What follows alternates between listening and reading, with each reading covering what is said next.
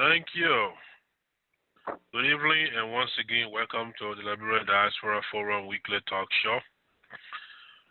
We want to welcome you. Thank you for being here. We are hosting for the second time today. It's another presidential candidate for the Federation of the Liberian Mandingo Association in the United States of America, FELMAUSA. This time we are hosting Brother Bangalee Trawally, a former president for the Minnesota Mandingo Association, former member of the Liberian Organization of the Liberians in Minnesota Board, current member of OLM, member of UNESCO, a member of Gantacra, and many other organizations. Mr. Trawally is with us. He's going to be talking to us about his desire to be the Federation next chief, commander-in-chief. We don't have army to command, but you understand. And he's also going to be laying the roadmap for FELMAUSA, where he to be elected as the president. Without much further delay, I will invite Mr. Trawally to the floor so that he may begin his deliberation. And even while he speaks, I got your question lines open in the interest of time. In the interest of the number of you are logging on the record. That's very impressive, and so we will open up the question line even while Mr. Trawally does his presentation. You may begin dialing *61 on your phone, so that as soon as it's done, we will begin entertaining your questions in the order that they are received. With that said, I will welcome Mr. Trawally to the show. Mr. Trawally. Yes, sir. Once again, welcome to the Liberian Diaspora Forum. The floor is all yours, sir. Thank you very much, Mr. Moderator. You're kind of low. You are a little bit low. I'm low? Yeah, much better right now. Yeah, you were low a little bit. Yeah. Thank you very much, Mr. Moderator. Thanks for the beautiful introduction. So I don't have to do that again. And I'd like to thank my kinsmen and other people online tonight. We are delighted to be in your company tonight to discuss issues of importance for the progression of our mother organization, the FELMAUSA. It is our hope that this dialogue will yield meaningful results for our campaign and the Mandingo community at large. Our interest in standing up to provide sound stewardship for our organization is not for making any political gain, but rather to empower our marginalized community back home, Liberia. We believe that the way to do so is by our collective efforts through this federation of ours, FELMAUSA. But from my vantage point, I feel that FELMAUSA is moving at a slow pace. Therefore, we are coming to put in on FELMAUSA's wheel for what this administration and previous administration have done and many more. It is in this vein that we have come with a platform that stands on 5 loaded pillars with the acronym REPAIR. We seek to address the fundamental issues affecting our community. REPAIR is broken down as follows. Our reconciliation, that's our first priority. We as Mandingos must reconcile our differences for a common good. Seeing brothers and sisters not getting along here in the United States for simple reasons is not healthy.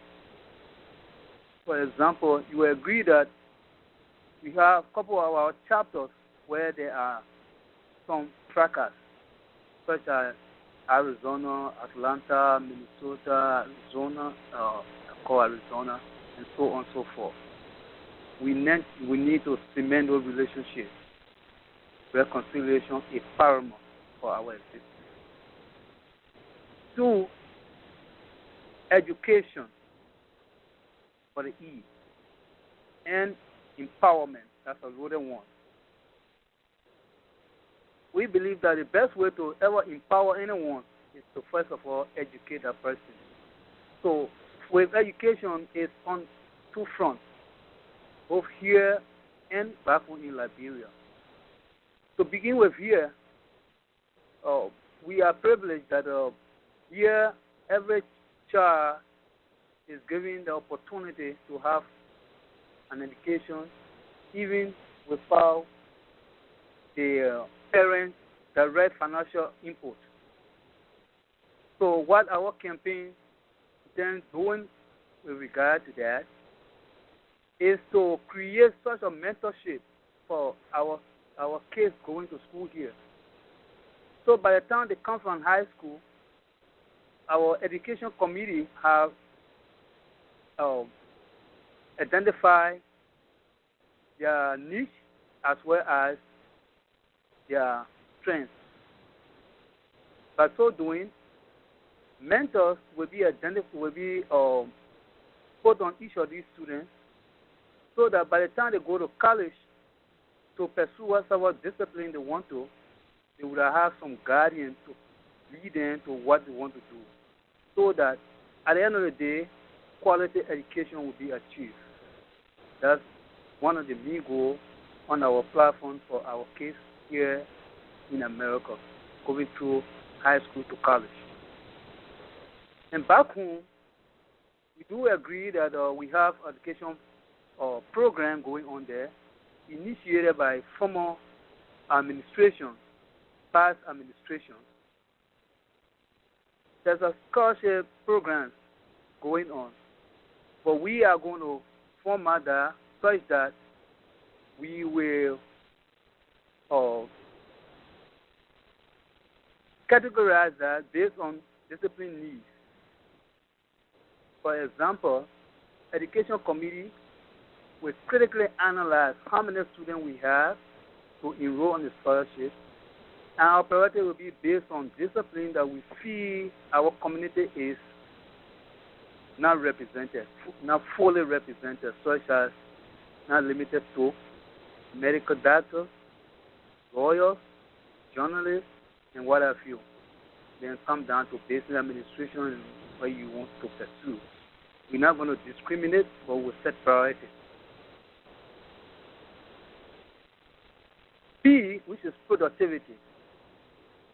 In P, that's where we heavily undertake a lot of projects. And currently, we have a project that have given us some nationwide recognition, which is a medical mission. Thank God, my able manager, Joseph Starker, has championed this cause so much so that the whole of Liberia will agree with us that the Dingo people stand for something not on tribal lines, but something that benefits the whole nation. So that project will be modified. That project will gain a bigger strength than what is happening. And we also, in this productivity, we have identified what we need to do to empower our people. We have a lot of projects, such as macro projects. Macro projects with basically aim at our single models that should be identified, that they will be financed, carry on their businesses with careful managers to monitor and supervise their activities.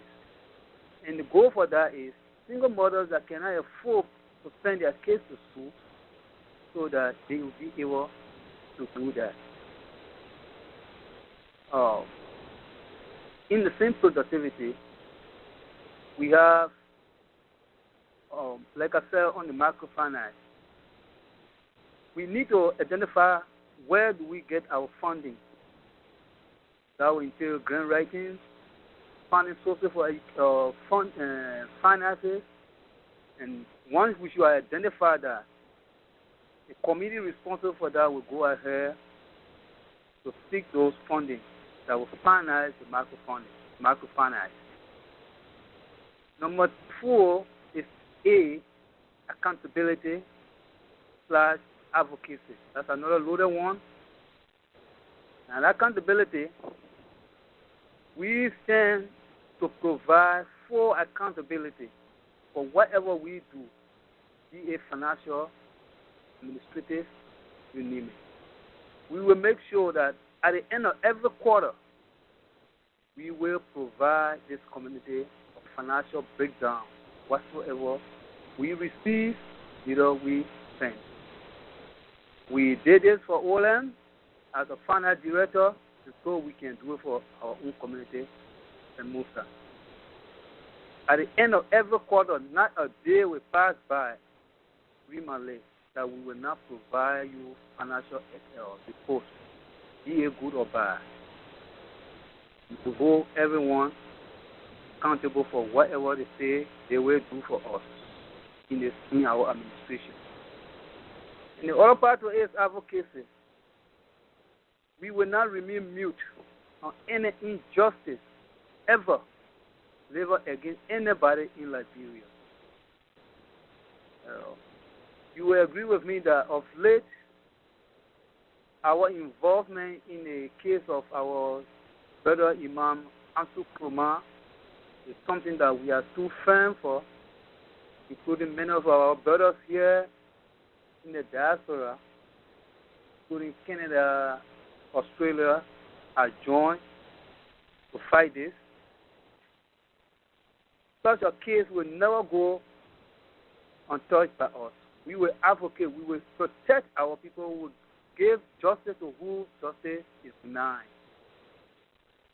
We will not let anyone level any injustice to us in the area of denying us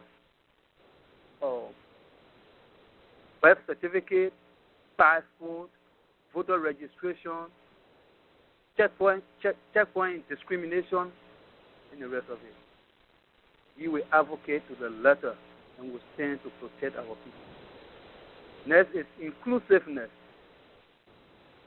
You will agree that at this point in time in our history, in our organization, there seems to be something like a generation divide.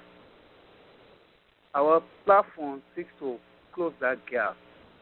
FELMAUSA is not for older people, young people, women. We need to close that gap. We need to work together as old people, as women, as young people. When we go to FELMAUSA conventions, we don't see as much old people that we need to have in there because everyone comes with some values that we need to tap into. We're going to do it with professionalism. Someone is from this area, therefore we cannot collaborate with them. It's something that we would not endorse in our administration. We will make sure that we collaborate with everyone. And we will also collaborate with other Liberian existing organizations because Liberia is where we are, and whatever organization, be it a county organization where you from, will collaborate with them so that they know that, yes, we are there to contribute. And organizations such as EULA, which I have served now as a membership chairman, we will encourage our people to get involved in all of that so we can be very, very inclusive in every little thing we do. Last hour is reform. Given all that I have said, having done all of that so perfectly, we should have reformed our organization. We want to reform the organization to be serviceable to our people, service-oriented, not political charge organization that is evolving to be. We should have done something tangible that people will rely on and depend on and give us value. Ladies and gentlemen on the line, this is pretty much what our platform stands to champion. With that said, I will give back the microphone to the moderator and I will be pleased to entertain your questions. Thank you. Thank you. Thank you, Mr. Trawally. Thank you. You've spoken well. Ladies and gentlemen, once again, I'd like to welcome you all to the Liberian Diaspora Forum Weekly Talk Show. As always, it is my pleasing pleasure to be your host, your moderator. That was the verse of one of FELMAUSA presidential candidate, Mr. Bangalee Trawally. Now this is the fun part. This is the time to engage Mr. Trawally on all of what he said about his platform. I see some of you have made entry already. If you just come in and you don't know how to ask question, all you have to do is to dial *61 on your phone, and your question will come up here, and we will open up your line momentarily so you can have a say. Before I take the first caller for the night, I'd like to begin the questioning. And my first question tonight to this candidate is simple. It is clear, Mr. Trawally, it's clear to us now that you are going to this convention, you are going into this race at a disadvantage. Disadvantage for the fact that your counterparts are going there with their various states, since in fact all of them, I'm told, got their states behind them, but you are going from a state that's not going to be present at the convention, a state that's not likely to have a delegation at the convention. Do you not see that as a disadvantage? And if you do, are you worried about that, Mr. Trawally? Thank you very much. I do not see that as different. In fact, I think it put me in a comfortable position going to such an election without my chapter or my state involvement for obvious reasons. But despite of that, I enjoy overwhelming support across the nation. And if my chapter says they cannot give me their support with delegates, and having overwhelming support from other chapters just make me to feel and worry how much, what can I do, God, to give my people what they deserve when I emerge as leader. Because other chapters leaders, they are already there, they have their chapter, they handpick delegate they want to. And they handpick people who they feel they are comfortable with, that has our organization is in structure. I don't have that privilege and opportunity to do that. Nevertheless, I have overwhelming support. I receive call every now and then, people seeing that support for me. So it's a little bit regrettable for me, but I don't regard myself as being, that it's advantageous to me going to an election without my chapter support with the help of the Madingo community throughout the United States. Thank you. Well, we will take our first caller for the night. No name. Your last 4 digits triple. Well, it's 8888. Last 4 digits. 8888. 760 area code. Could you please tell us your name, where you're calling from, and your question for Mr. Trawally? 888. Thank you. Hello? Yeah, actually, it's Bechi Kamara. I'm a resident of Minnesota. I'm actually in Hong Kong, China, so that's why my number is coming out different. Hong Kong, China.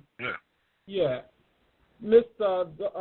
Bangalee Trawally, BP, you talk about reconciliation as one of the agendas for your administration. I was just going to hit on your home state of Minnesota that many have labeled as a troubled state.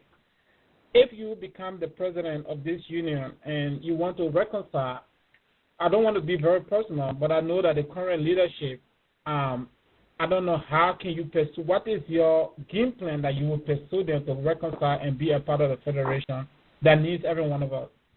Thank you. Thank you, Mr. Kamara, and we wish you safe return home.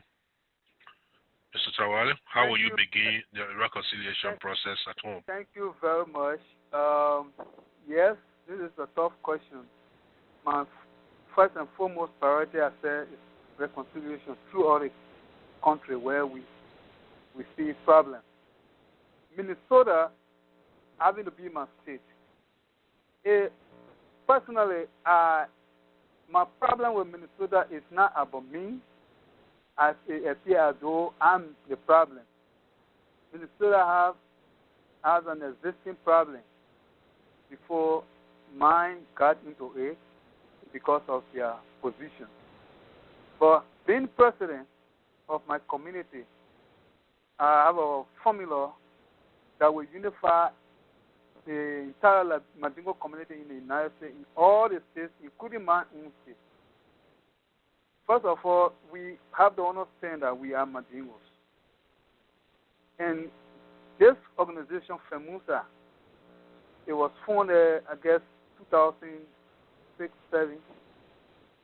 But the dream of FELMAUSA or a federation did not come that time. When I was president for the Minnesota Mandingo Association in 2002-3, this dream was being discussed over and over. Many of whom now with this FELMAUSA today. Yet they appreciate that we have a federation.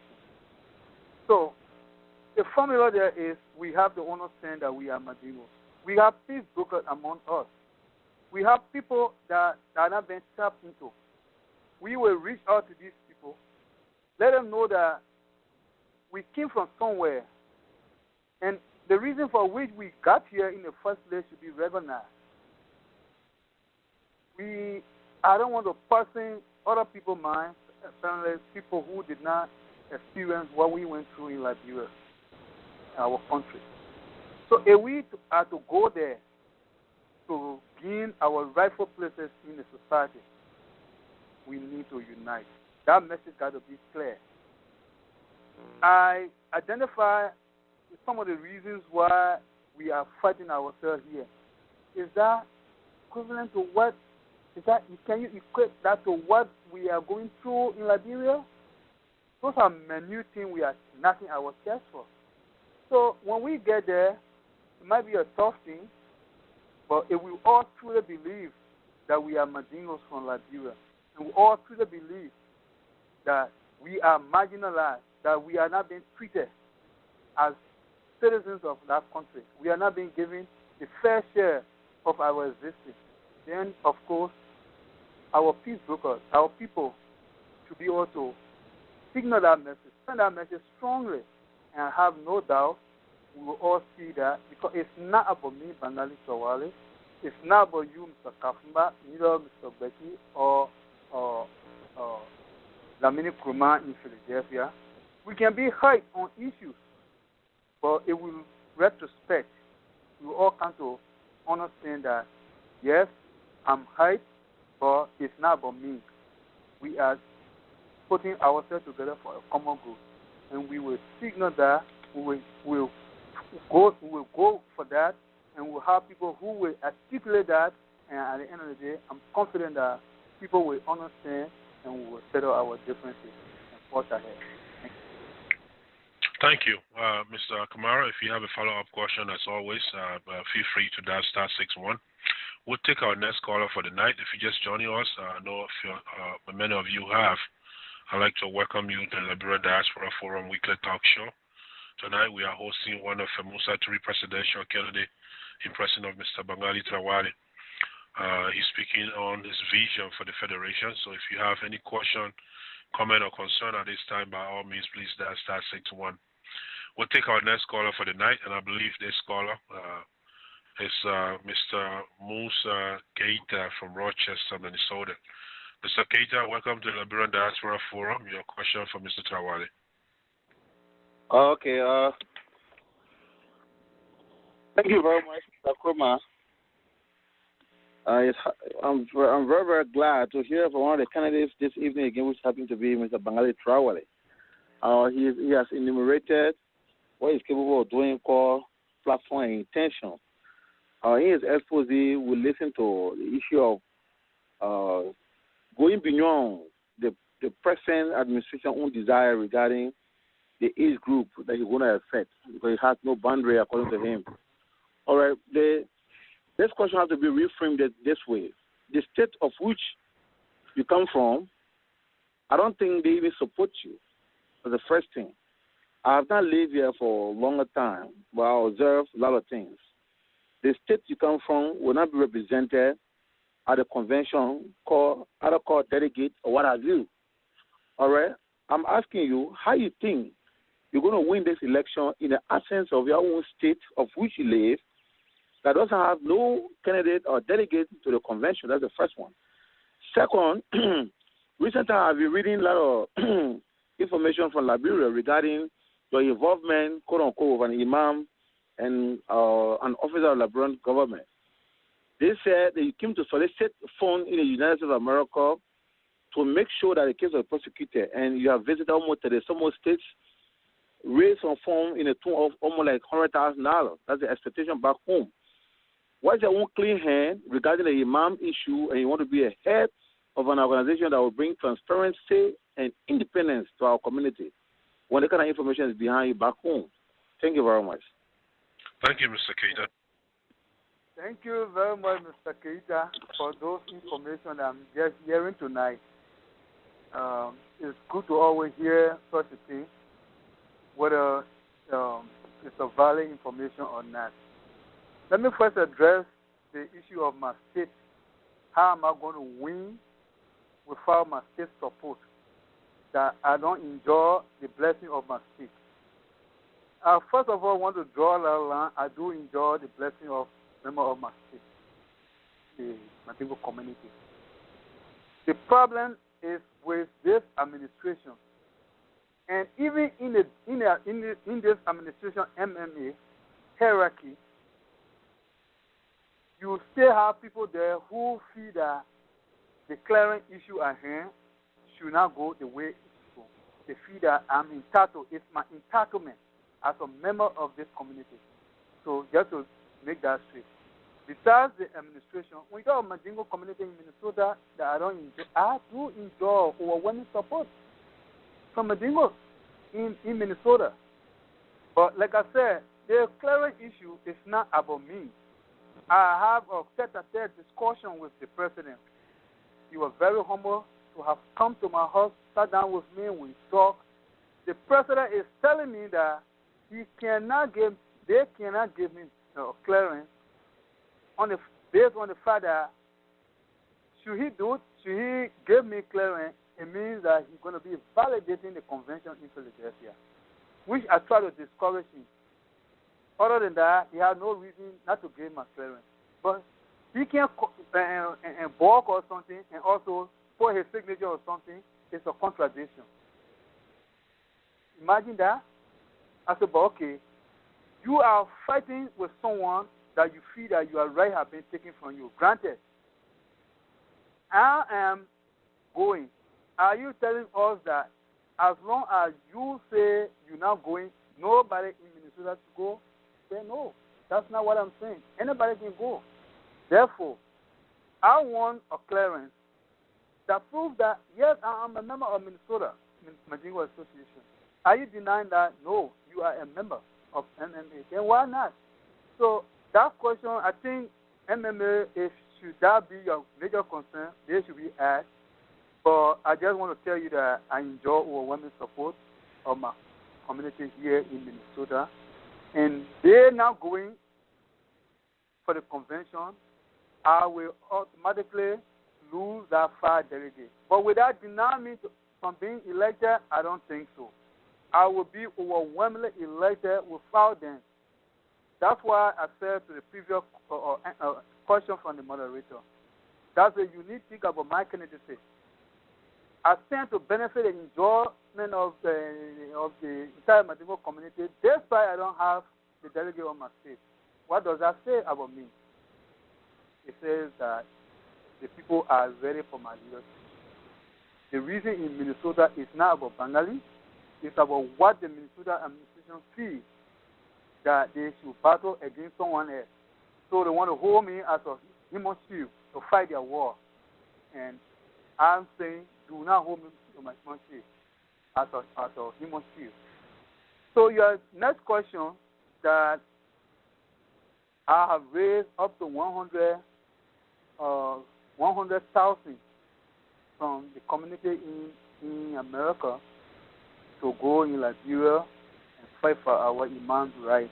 I wish I have raised 100,000. I would be so happy that Madingo people were so passionate. Because if we raise 100,000 for that one cause, the excess, because what we are doing there in Liberia will not cost us 100,000. We have a projection for it. And the excess amount, it will just put us in a better position to fight any more case of this nature without even acting around like we have been doing. We have not raised 100,000. We have raised up in the neighborhood of $1,700 on our brothers and sisters across the nation, as well as Canada, Australia, to people who are passionate about this thing. I have a complete breakdown. When I came back from Liberia, I sent it to all those that I have email for, and I gave them a breakdown of what had happened from my trip in Liberia, how I met our lawyers, I met the imam in question. I went as far as Campley and took photographs, and I submitted that with my report. And attached to that was the breakdown. Every dime, even the $1, a sister in Philadelphia, Brother Mohammed Sharif, received $1 from, but Brother Mohammed could not get her name because it happened at the prayer ground. And we only call her a young Madingo sister. She's listed there for that. Every dime, every cent, she's the only person who has provided the least amount of $100, $1 that we appreciate so much. This is a girl who has not seen Liberia before, though she's her parents from Liberia. But she was quite so passionate to hear that one of us was beaten by immigration. And she was able to receive her last dime for this cause. And the highest donor, the highest contributor from Minnesota as well, our brother O.B. Bamba. He has continued to pump into it. I appreciate him so much. He's the highest down the line. Many people have paid $100, $150, $50, and so on.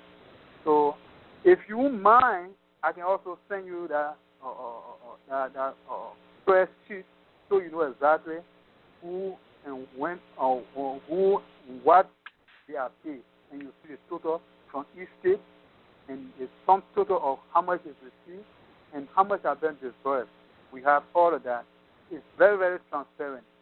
That when I was talking about transparency, whatever we receive when I become president is just of something that I have been doing. We will make sure we buy or go, we will present to our community everything. So that information that I have 100,000 is not true. You can investigate it, and I wish we have 100,000. Thank you.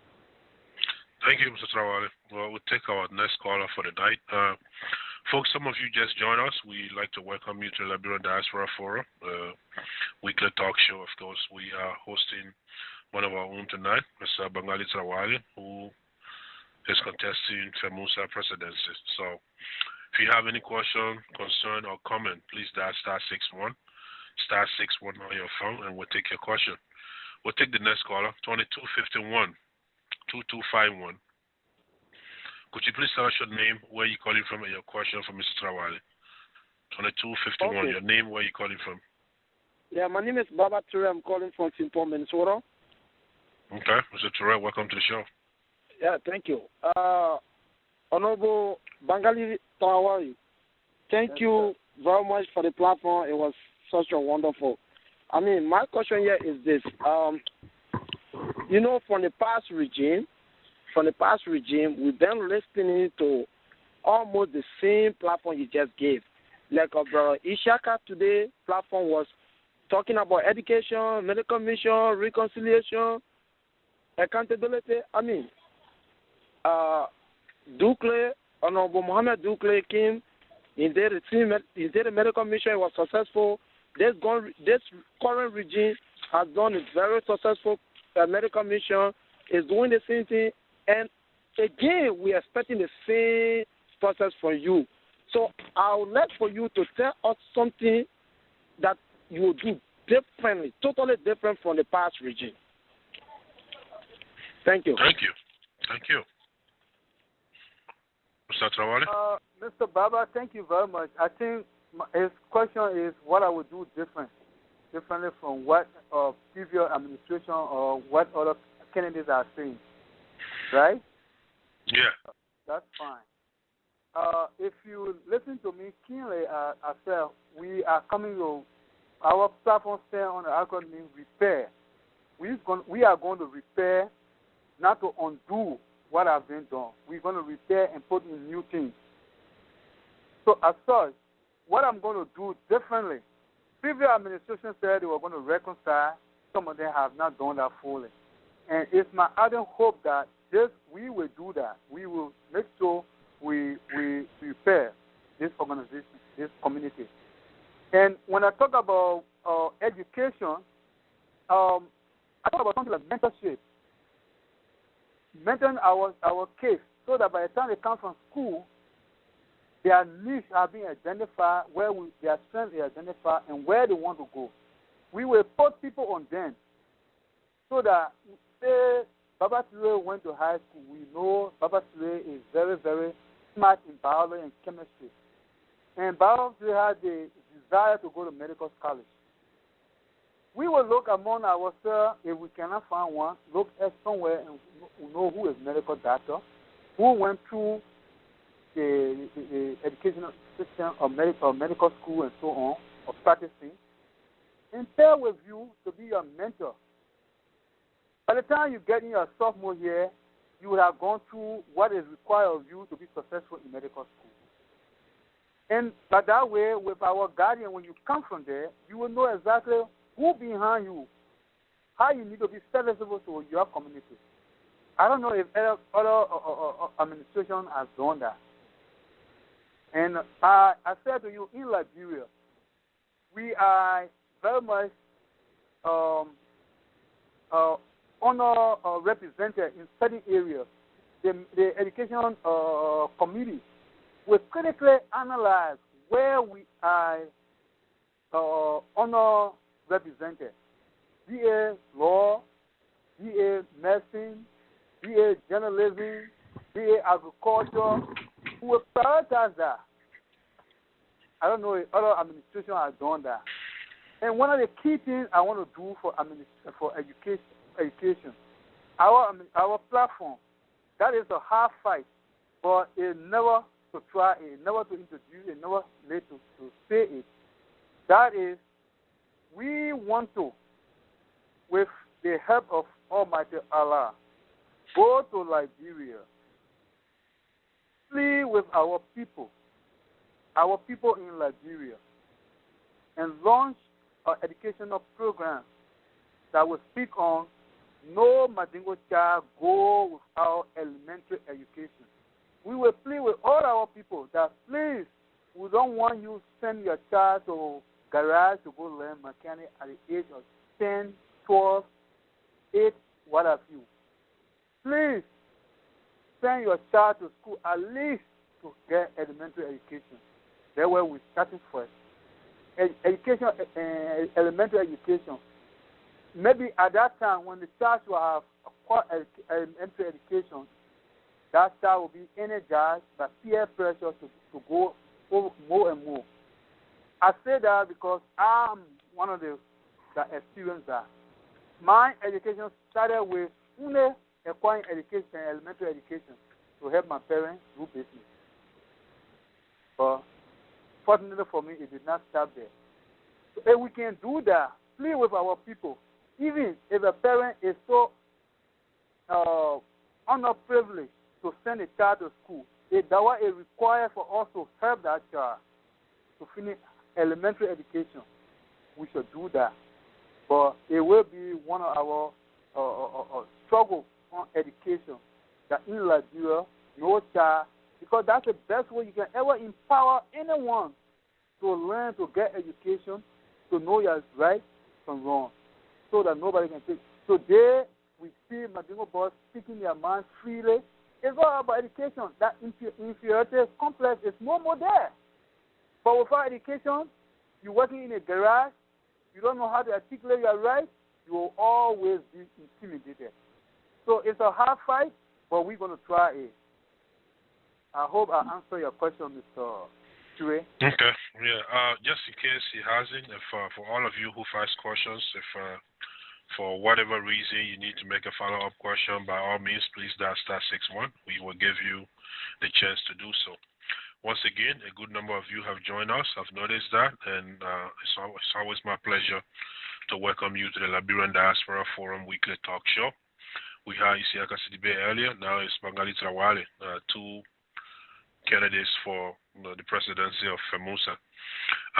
Mr. Trawally, before I take my next caller, I'd like to ask you a simple question. Earlier today, when your competitor Sidibe was with us, of all the things he talked about, he made it crystal clear that education would be on the front page of his administration were he to be elected. So of all the things you've talked about, advocacy, education, reconciliation, which one of those things would you intend to, make your signature project? So. Major project? Signature, we know Dukley came, let's say, going back to Richmond. Richmond had education, scholarship, I said signature project. Then came Mohammed Dukley, who started the medical mission with Brother Joseph Saka. Isiaka has told us that education will be his major focus. So what would be your major focus were you to be elected as the next president for FELMAUSA? Oh, okay. Thank you very much. My major focus. Because when you talk about major projects, we have a loaded project. But in the project, we're going to put everything on the table, and the administration will come down after all feasibility studies are being made clearly. Then we can announce what we're going for. But all of these are put on my platform: education, reconciliation, productivity, accountability. They are all vital. Nothing will go undone. We will make sure. But talking about priority, reconciliation is high on my agenda, and inclusiveness is high on my agenda, education. So everything here is very, very paramount to us. But education and reconciliation is key. Reconciliation. So reconciliation, signal, security, peace among us. We can do better when we are together. Okay. All right. I'll take that. That's fine. Let's take another caller for the night. This time we'll be taking Mr. Keita, Amara Keita, I believe from Philadelphia, area 267 area code. Mr. Keita, would you please confirm where you're calling from and your question for Mr. Trawally? Mr. Amara Keita. Thank you, Mr. Kafumba. Thank you so much. Welcome, Mr. BT. I'm happy to hear from you tonight. I have two questions. The first question has to do with, as we speak tonight, it is barely 4 days away from the much talked about convention. And as we all see or hear, there appears to be a serious misunderstanding between the board and then the current administration. The board charges the administration and as well as the Election Commission of violating certain portions of our electoral guideline. Okay, and then we just have 4 days to go. So what is your position as regards on that? Secondly, information that the current chairman, who happened to be Mr. Vamuyan Sheri, wrote a letter to your state leadership asking them to grant you clearance and to allow you to contest the ensuing election. How did you really feel when you hear that the Independent Election Commission actually wrote a letter on your behalf? My question there. Thank you. Okay. Thank you, Mr. Keita. Thank you very much. The first question has to do with the board and the election and the board, the election commission, and the administration. Yeah. With 4 days to the convention. Yeah. It's unfortunate for me when my brother Amara Keita is asking me, how do I feel about that? At this point in time, my concentration is on my campaign. How am I going to campaign to successfully come out of the election? I submitted my documents. I applied as a candidate, and my document went through the process, and I came out as a candidate certified to go to the election. And with that, I enjoy the support across the country, and I want to stand by that. My only concern is what am I going to do, giving me the opportunity to lead my community to be able to yield a fruitful result. So that by the time I come from there, I say, yes, my administration was able to do X, Y, and Z as I promised. So that's my only concern about that. Whatever administration is doing, whatever election commission is doing, quite frankly, I don't interfere with board. I don't interfere with the election commission. I come with a focused mind, what to do. And the procedure was to apply, and I did. So, Mr. Keita talking about how do I feel about that, I can only tell you I feel about my campaign at this point in time. That is what ahead of me, my campaign. I don't really see what the board is doing, because if you look at the board in itself, the board comprises of people that are going against me in this way. And these are the people making the decision on the board. I think Mr. Keita is referring to something that was written on the list referred to as resolution. That's beautiful. I saw that resolution. But I think I have been with a couple of organizations. We know when board deliberates on issues, how it's done. But I'm not in the business of telling this board what to do. But when board deliberates, sometimes, for the most part, board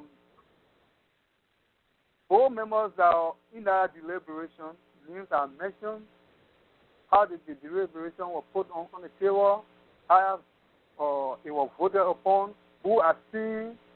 All those things will come down at the end of the whole thing. But we didn't see that.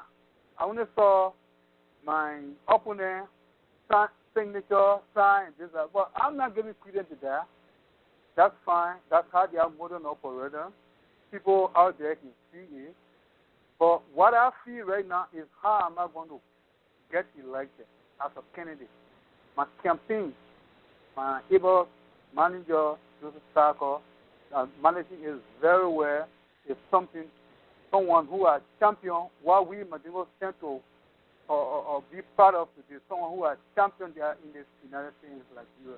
And he's managing my campaign very well. I'm a community. That's my worry. And this next question is. How do you feel about the acting chairman of Independent Election Commission writing a letter to your chapter leader to grant you clearance on your behalf? How do you feel about that? How do I feel about the election commission? That boils down to the same question. All along, the board, neither the election commission, I don't interfere with any of that thing. I don't call them. If I ever call anybody, I'm calling you for your support, but I don't say, board, please do this for me, or election commission, do this for me. They have their own voting operandi. So if anybody did anything that was not based on my approval, and so I don't have any feeling for that as such. When I apply all I was waiting for, and when I made my case, of course, I made my case, I think I served the list with it, giving it to administration, the board, as well as election commission. That was sufficient for me. And I provided every evidence that I could ever lay my hand on. I did that. At the end of the day, I came off as candidate. And now I'm candidate. My only worry is how do I go from there? My election, my campaign is what, but how do I feel about that? I got no feeling. concerning who talked for me, who didn't talk for me. As a matter of fact, there have been a lot of things. People all over the country talking, what is going on with BP, what is going on with BP. Everybody has what they want to say. I heard people who saying that I should not go as candidate because I don't have my state blessing or my state is not going. That's their opinion. They want to say that. But they fact with me, I'm a Madingo man, a valuable Madingo man who is willing to stand for this community and do what is required best. And that's the feeling, and that's my passion, and that's what I'm going to go for. Thank you. Thank you. Obviously, that's a follow-up question for him. He just made an entry, but we'll get to that later. Mr. Two Keitas, Musa Keita, Madamara Keita, hang in there. We'll get to you shortly. If you're just joining us, please dial *61 on your phone. We will open up your line so that you may have a say. We are hosting one of the Musa 3 presidential candidates tonight in person of Mr. Bangalee Trawally. We'll take our next caller for the night, 6454. 6454. Would you please tell us your name, where you're calling from, and your question for Mr. Trawally? 6454. Your name, where you're calling from, and your question. Yeah, my name is Abraham Toure, calling from St. Paul, Minnesota. Welcome to the show, Mr. Toure. Thank you, sir. I have a question for Mr. Trawally. Looking at the prevailing problem going on, we see that there's a problem, and we all know there's a problem, and you are running for a president. I'm not pretty much sure how your administration is willing to handle the problem going on. That problem particularly pertains to your candidacy, where a lot of people say that you are not giving clearance. And it seems to be it's violations of the Constitution. I don't know. Now the board is giving you the go-ahead to do what needs to be done. Saying that, it appears to me that people that are saying that they're not honoring you because you are not giving a clearance, is going to be, these people are going to fall back somehow, in my observation. I'm not sure. I don't know how you're going to handle that. What criteria or what institutional line did you have to handle those people? That's the first question. And the second one is, we in Minnesota here, we know that you being one of the honorable men, you serve the community very well. I want to applaud you for that. Saying that, you also had a little shortcoming as well, because when you were elected a representative on OLM or MMA, a lot of people complained that you did not serve the community well. I don't know if it is administrative reason or if it is just a different skill, but how are you going to change those matters? Thank you. Thank you, Mr. Toure. Mr. Trawally? Yeah, Mr. Toure, yeah. Thank you very much. Talking about constitutional breach with regards to my going to the election without clearance, I wish Mr. Toure has just said to us here which part of the Constitution that was breached by me or anyone else, because this is not a constitutional matter anymore. If Mr. Toure cares to show that. So in other words, I'm trying to say, Mr. Toure, no, I have not breached any constitutional matter, case whatsoever. And to say I've been denied clearance, Mr. Toure, you were here in Minnesota. I think you would. I would appreciate if you could ask whoever is responsible that why you say Mr. Trawally is not giving clearance. I would appreciate you could seek information regarding that. I don't see any reason why I ask you. I'm a valuable member of the community. I have paid all my dues. up to current. I have paid my registration fee that we all are required to do. I did that, which is just sufficient to prove that I'm a member. And getting clearance is just based on being a member, which this administration is not in denial of. So why am I denied? Or why I've been told that they can't give it? You also need to help to find out why. But to say it was constitutional breach, I don't understand that. It's not. And maybe will tell us this. And talk about I have a shortcoming. And you term your shortcoming as my time in Minnesota in MMA as president that I did not do well. That you say. No. Oh. I think if I understood him right, he said when you were elected to OLM, of course he's saying that my guess is he's assuming that you were there as Minnesota representing MMA to OLM, and there's they believe that he did not serve the community well. I think that's what I understood him to say. But Mr. Toure, if I'm not saying it right, by all means, please dial *61. We will let you clarify your question. But I think you were making reference to your time with the Organization of Liberians in Minnesota. Hold on, Mr. Toure. Let him clarify. He just came back. Let me open this line. Mr. Toure, can you please clarify your second question? Hello, Mr. Toure. Okay. Let me address it both MMA and OLM. Wherever his question. Let me start with MMA. And Mr. Toure was here. He was one of my officials. I'm glad he can mention that. But if his question is not referring on MMA, then disregard the answer. You were one of those officials that were thrown in office along with me. And you will agree with me.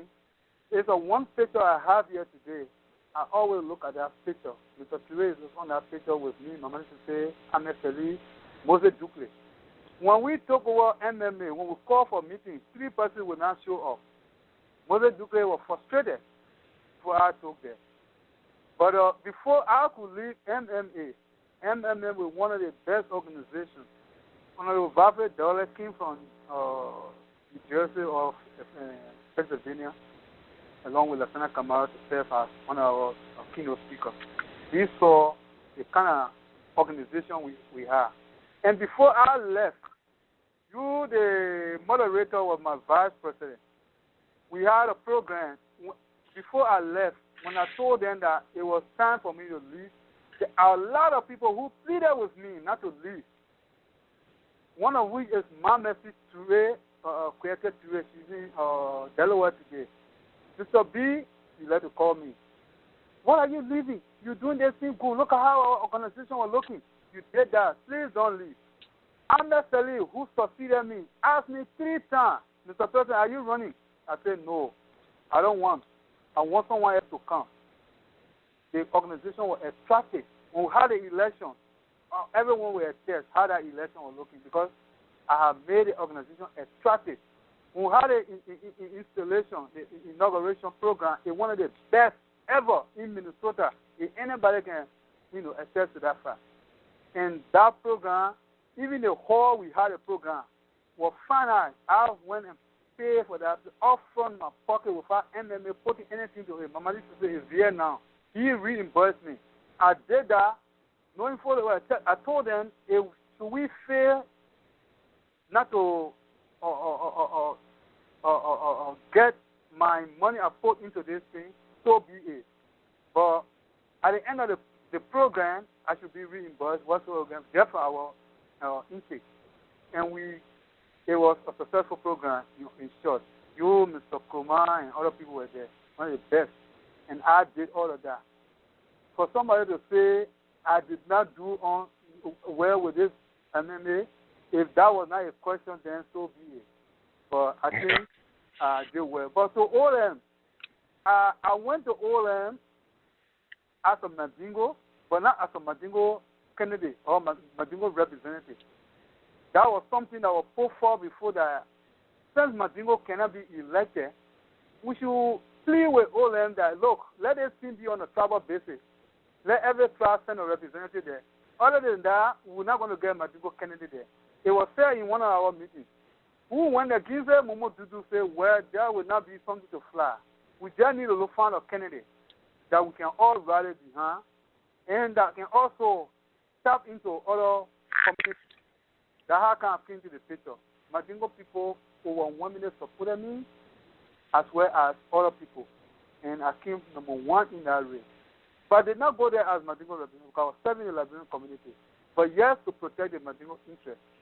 And while on that bowl, as a Madingo man, there are a lot of people who I will not call, who came to me for personal issues that they were going through. I issued them paper that solved their problem. I went with them to areas. I'm going to call their name. Somebody told me once, someone was saying there, what are you doing for? I said, I don't go around and say, what a problem, but anytime you have a problem, come there. For the most part, I was taking care of that office. I used to write, put my signature, sign it, people carry it if I have to do. So for somebody to say, I didn't do anything for me. Well, I may not do for you because you never need anything. But if you have anything or you need anything, those who came to me, I did that.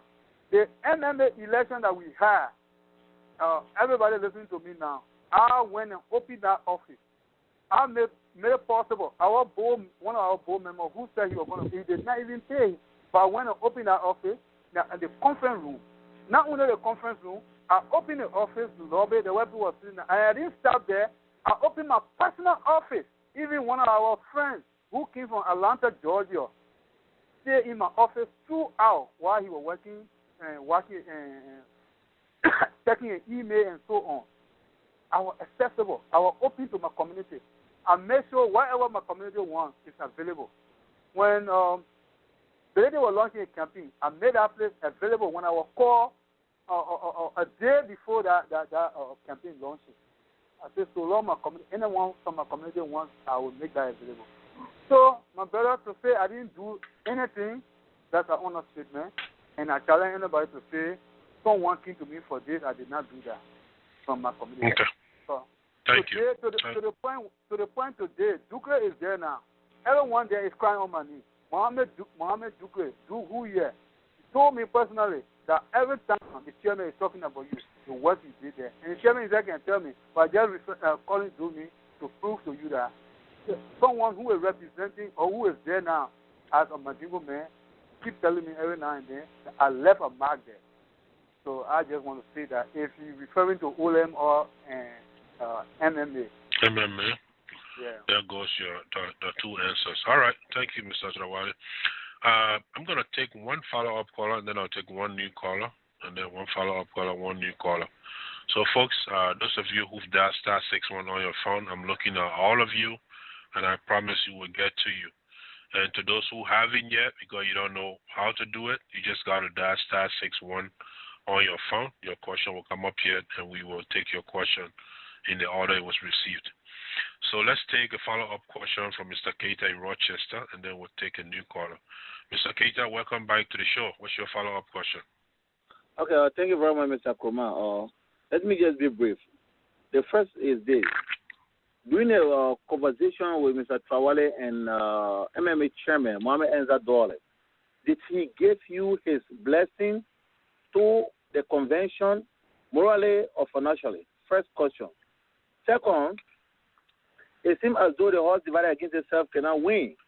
If each state will send 5 delegates, and your strength should first of all come from your own state, because if you are counting delegates that will be giving you support at the convention, we assume that the 5 persons from Minnesota would have been a concrete 9.8 million per second square, which means it's for you, and all other states will be added to that. But from your conversation and what we're hearing, it means that you have lost your wife and your children already. You are going to a war that you have nothing behind you to lose. That's the second question. The third is this. What was their own personal intervention when Minnesota boycotted the convention in Philadelphia? Did you play any role as a statesman who has served as a chairman for MMA before, or you left it as it is until the battle became dirty as it is now? Thank you very much. Thank you, Mr. Keita. Thank you very much. Okay, number one, did the current administration support me morally or financially to the convention. That's right? Yeah. The short answer is no. I didn't request for any financial assistance, and I didn't request for moral assistance. I requested for clearance because it was made clear to me that they're not going. Therefore, they not have delegates. So I didn't ask for delegates. I had no power to submit delegates. So I did not request for that. I only asked for my clearance to show that I'm a member. But fortunately for me, I have documents to prove that I'm a member. Despite no one doubt that. That's why people from across Minnesota talk to the imam, the elders, everyone. I went to them and they called Mr. Dollar. They talked to him. He said he can't give that. You'll be undermining yourself. That's why that has been his simple reason. He undermining himself till he gave clearance to me. They're not sending delegates. They're not giving clearance and what have you. But I'm a member. I have my receipt clearly that state on it. Bangalee Trawally membership due. Bangalee Trawally registration. What does that prove? I'm a member. So I feel I'm a member and I am a member. No doubt about that. Everybody knows that. So that's the answer. And Mr. Moderator asked, can you help me because he gave 3 questions I was trying to. The second question was, or one of the questions was, what did you do to help resolve the conflict between MMA and FELMAUSA before it got to the point it is right now? That's a formal statement. Okay. In the first place, it didn't occur to me. I didn't even know that there was a existing problem between Dollar administration and the Stability administration until when we heard that Minnesota was boycotting on ground that they requested for the convention to come to Minnesota. And then based on that, they took a decision never to go there. But yes, my first instinct, problem of such nature between chapter and the executive leadership of FELMAUSA, there should be a body that will mediate. So I know for sure organization of such, we have that. So I said, well, whatever is, we know always in organization people will differ on issues. So the appropriate body will be there to handle that. And we sat down and found it. But what all I could do very much was to say what is the fact. And when that came to my attention, my friend Amara Kamara needs surface. And Amara and I had a conversation on it. And I told Amara, but what I'm hearing, that you are the one who awarded Philadelphia the convention, when Dollar was the one who requested for aid in Philadelphia in front of me. He said, oh yeah, Dollar said that, but other people said too that it says who they say want or they put something. But we need to know that he's not even from Philadelphia. I said, but that was wrong. I told Amma, well, just one thing I see. You are social committee chairman of FELMAUSA. You got a defined role. Your function is clear. When did you come to be the one to decide convention? No, I'm not the one to decide it. Being that there was a dialogue, I just came to mediate to make sure I make peace. The administration is saying that there should be a proposal rating. When you request for it, you read a proposal, and the proposal will be reviewed and awarded or granted. But Minnesota said they were not going to do that. I told them personally that, okay, just give me the permission to do that. I will do that for MMA. I don't have the power to do that. He said he was just going the extra mile to make peace. I said, well, that's good of you. That's fine to do that as an elder brother. But you also have to know your limitations. Because when things fall, people will be pointing at you. You say, yeah, that's what they want to do. They want more than me too because I went there. But I'm not the one who decided. After Minnesota refused to write, FELMAUSA administration decided. But just what I did was to state what I know. And I got to be very careful when I go approach something. I have been my responsibility that BT is on the board, or BT had an obligation to mediate. I would have done that without anyone telling me why are you here? We don't need you. I won't feel insulted, nothing. But I have to be careful to how I go to say what I know from my experience, how we should handle case of this nature. I say this because I didn't want to say this online, but let me say this. I went to one of MMA meetings and I suggested something that was going on. I felt that was the right way to do, given my experience in all the organizations, how things have been handled. And to my dismay, my president told me, you don't tell us how to run our government. We know how to run our own government. I was shocked. I said, what? So I said, okay. I sat back. So I'm very careful to go tell people this is what it should be done, this is what it should be, until at least when I'm told this is our problem, or if I have that obligation that this is what you do, then I will do it no matter what heat I take from there, I will take from there. But how it was, I knew there was a body there to mediate between them. And when it came to my attention where I started with my friend, I told him that Minnesota actually requested, and that was the fact. And I don't know why they were taking away from Minnesota. And he went on giving all the backing and said, you went the extra mile. You would have done that. That's good. That's a big role you play.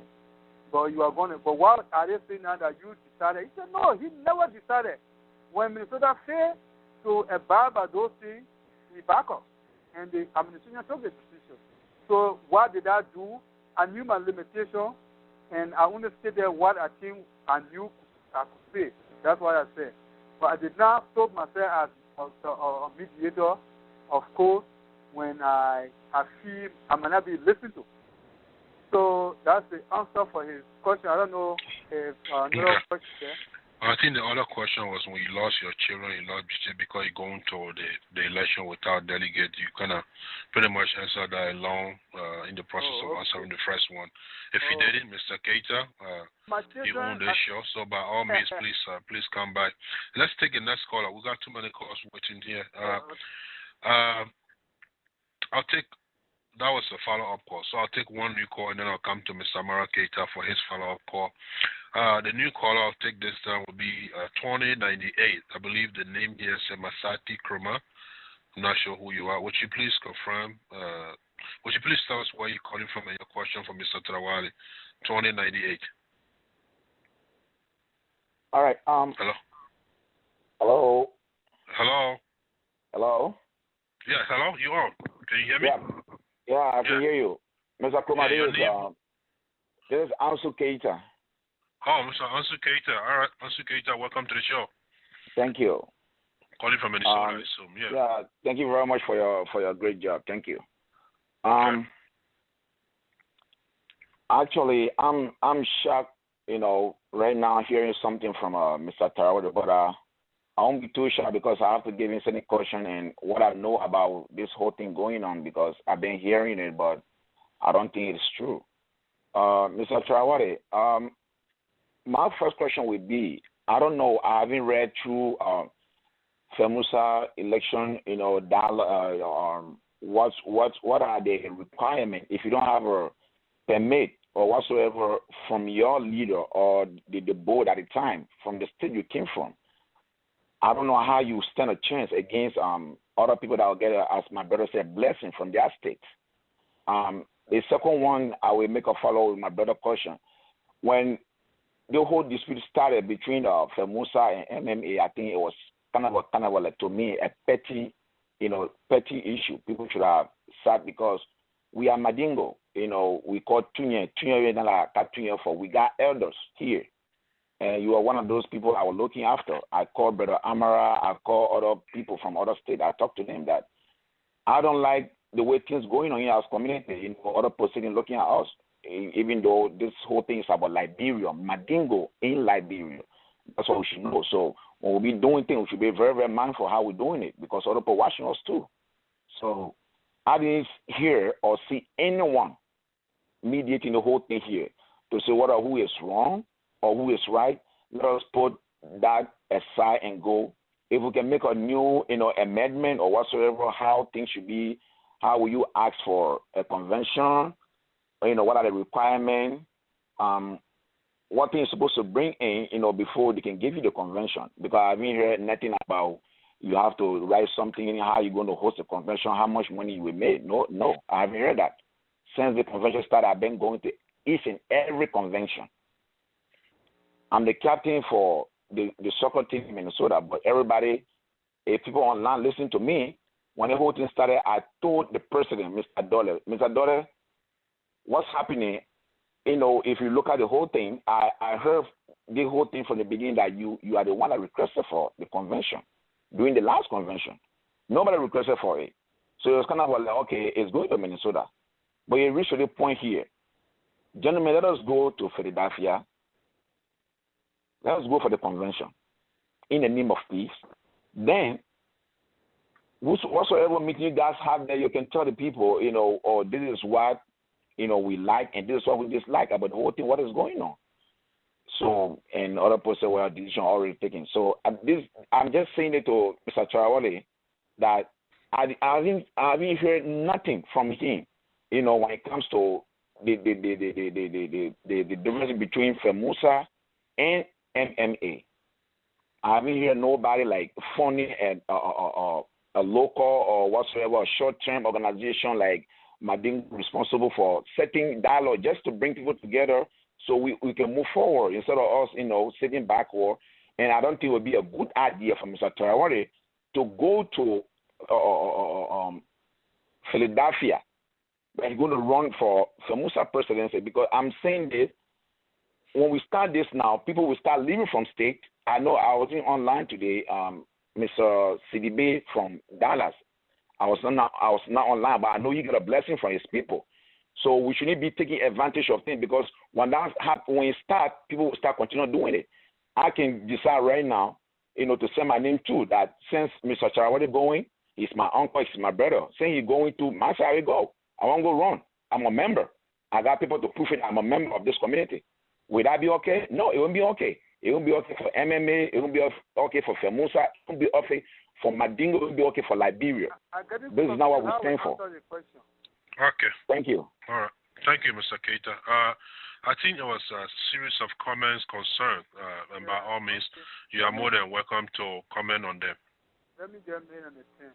Mr. Keita, if you want to run as a candidate, if you have the desire to do, I think if you're right, being an MMA captain, I think you have the right to go and do that.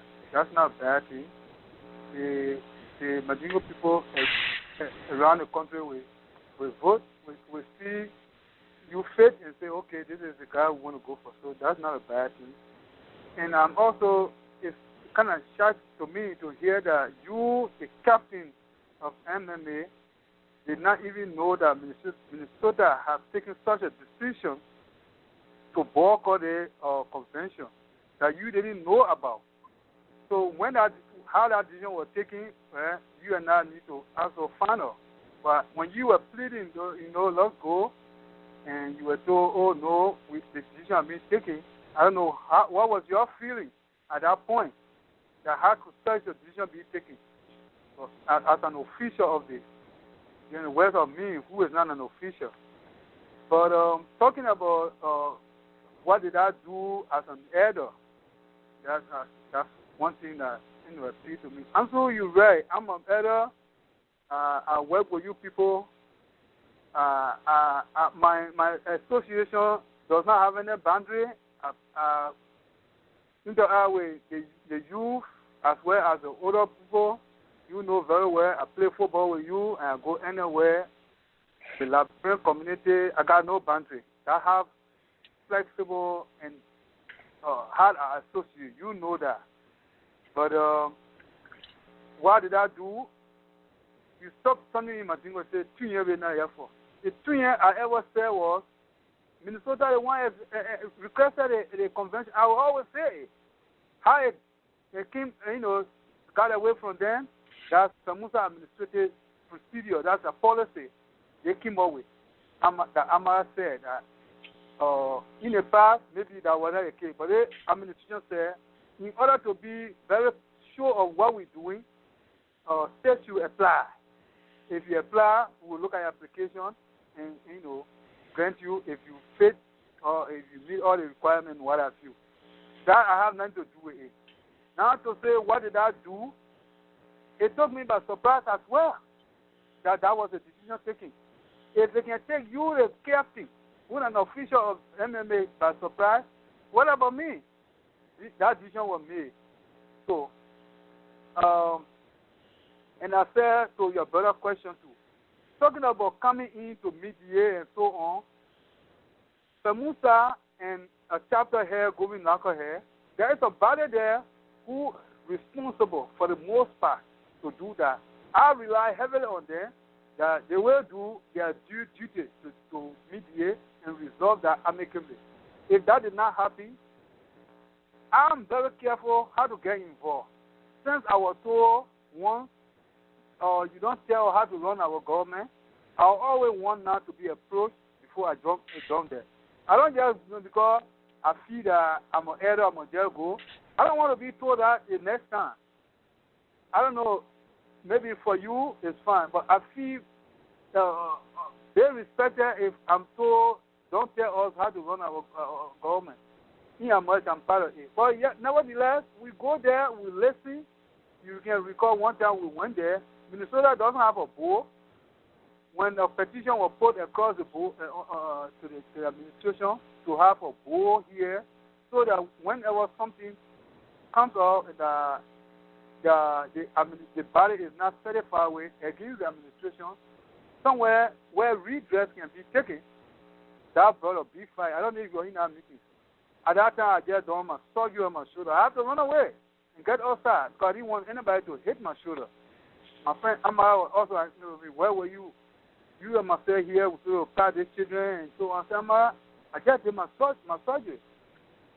These are the kind of things going on that have been going on. So if you were shocked to learn that, then you must just imagine who I'm not an official and so on. So, Mr. Keita, it's just unfortunate that things have been going like this. I'm not happy about it. And that's it. I'm not happy about it. And we hope tomorrow we will see reason as Madino people and do something good for ourselves. Our community is not being given our due respect back home.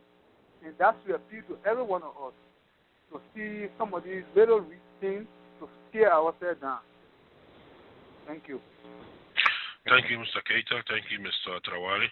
For those of you who just joining us, once again, I say welcome to the Liberian Diaspora Forum Weekly Talk Show. Tonight, we have the privilege of hosting one of FELMAUSA 3 presidential candidate in person of Mr. Bangalee Trawally. He's speaking on his platform. If you have any question, comment, or concern, please dial *61. And I got a lot of questions waiting here already, but nevertheless, keep your questions coming. After the show, a recording will be available through 559-726-1299 with the SIM access code 908209#. You can access the recording through that at least up until the show is uploaded on YouTube, just like we've done with many of our past shows. We'll take Mr. Keita was an original caller, so we'll take another Keita who will make his follow-up, who will ask his follow-up question, and then I'll take a new caller. Mr. Amara Keita, welcome back to the show. Your follow-up question, sir. Okay. Thank you, Mr. Kafumba. Mine is a follow-up call. Yes. We all of us agree that if the election will proceed as planned, in a week time, one of these great men, Mr. Bangalee or will be our president. And I think this is the best time that we can vet them to really get the best out of them.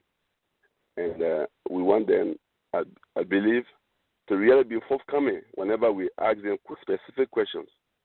And I think I was a little bit disappointed in my statement in which Mr. Bangalee talked about, I don't have a position on it. To me, this was disingenuous to me. He really didn't answer my question rightly. But be as it is, I can ask another more question. The next question would be, does Mr. Bangalee Trawally support the idea that states of grant clearance to their member before they can apply for a position on the No, on FEMAUSA. Okay, in terms of if there is vacancy in FEMAUSA, does he support that idea? If so, wouldn't you think that the idea that the independent, because we perceive the Independent Election Commission to be independent, we perceive them to be independent, whether they are independent or not is something that much left to be desired.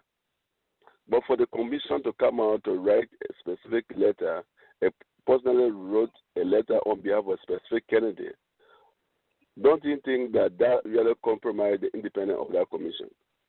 Thank you. Thank you, Mr. Keita. Mr. Keita, thank you very much. I'm sorry you said your question was not answered properly because you refer me to a body that you want me to speak for their action or its action. I'm not going to do that. I want question referring to me as a candidate, not for a body. Now, one thing I want you to understand. I don't interfere with their work, neither the board or so. So now you don't you want to take word from me on what someone did. That's why I'm not getting. But I think you asked a question this time. Is it necessary that someone gets clearance to go for anything he or she desires to go for? I think that was the question. That's a fair question. Yes, I support that. And we also have to understand what is clearance, what is intent, what is the intended purpose. You will agree with me, Mr. Keita. You are a very learned guy. I admire you, and I always want to be a friend of you. And you and I have a couple of friendly exchange, and I always want to be in your company. But clearance, it says, is a paper to identify you, to say, yes, indeed, this person is part of us. That's what clearance is. But when people are talking about denying me clearance, I don't know why they are not asking themselves, but why is they man denying? That's why I want people like Keita to also ask, why is he denying? Why? I'm not military administration. I'm a Madingo man, and so you tell me, say, Bangalee Trawally is not a Madingo man or is not in Minnesota. That's what the clearance is about. So nobody can just come from the blue sky and say, okay, FEMAUSA go election candidate, I want to register one day. No, where are you? Who are you? Where are you from? So clearance is necessary so that we know who you are and where you say you're from. That's why it's clearance. But in the absence of that paper or that sentence, I have a proof that shows that I'm a bona fide member of the community. Even the president is not denying it. I have a receipt that proves that I pay all my dues because that's what it says in good financial standing, even in that election gala. Because we're not talking about a constitution anymore. An election gala that have been manipulated, have been played with. Someone said, and today they got clearance. Yeah, these are people who are president in their own state. They are at liberty to do what they want to do. That's not in my case. I'm not president. They are president. They are board member. They want to do everything. Thankfully, I enjoy the support of the community. Can't you see that I enjoy the support of the community when I don't even have any power to influence anything? People got power to influence board. They got power to influence to execute in their state, and they are candidate of this. I don't have that. I don't have power to influence the board. I don't have power to select delegates. Just say I enjoy the support of the entire Madingo community in the United States, for the most part. The kids should know that. So when you keep referring to clearance, ask yourself a question: why is he denying? Let me get a genuine reason why am I denying. I'm not a Madingo from Minnesota.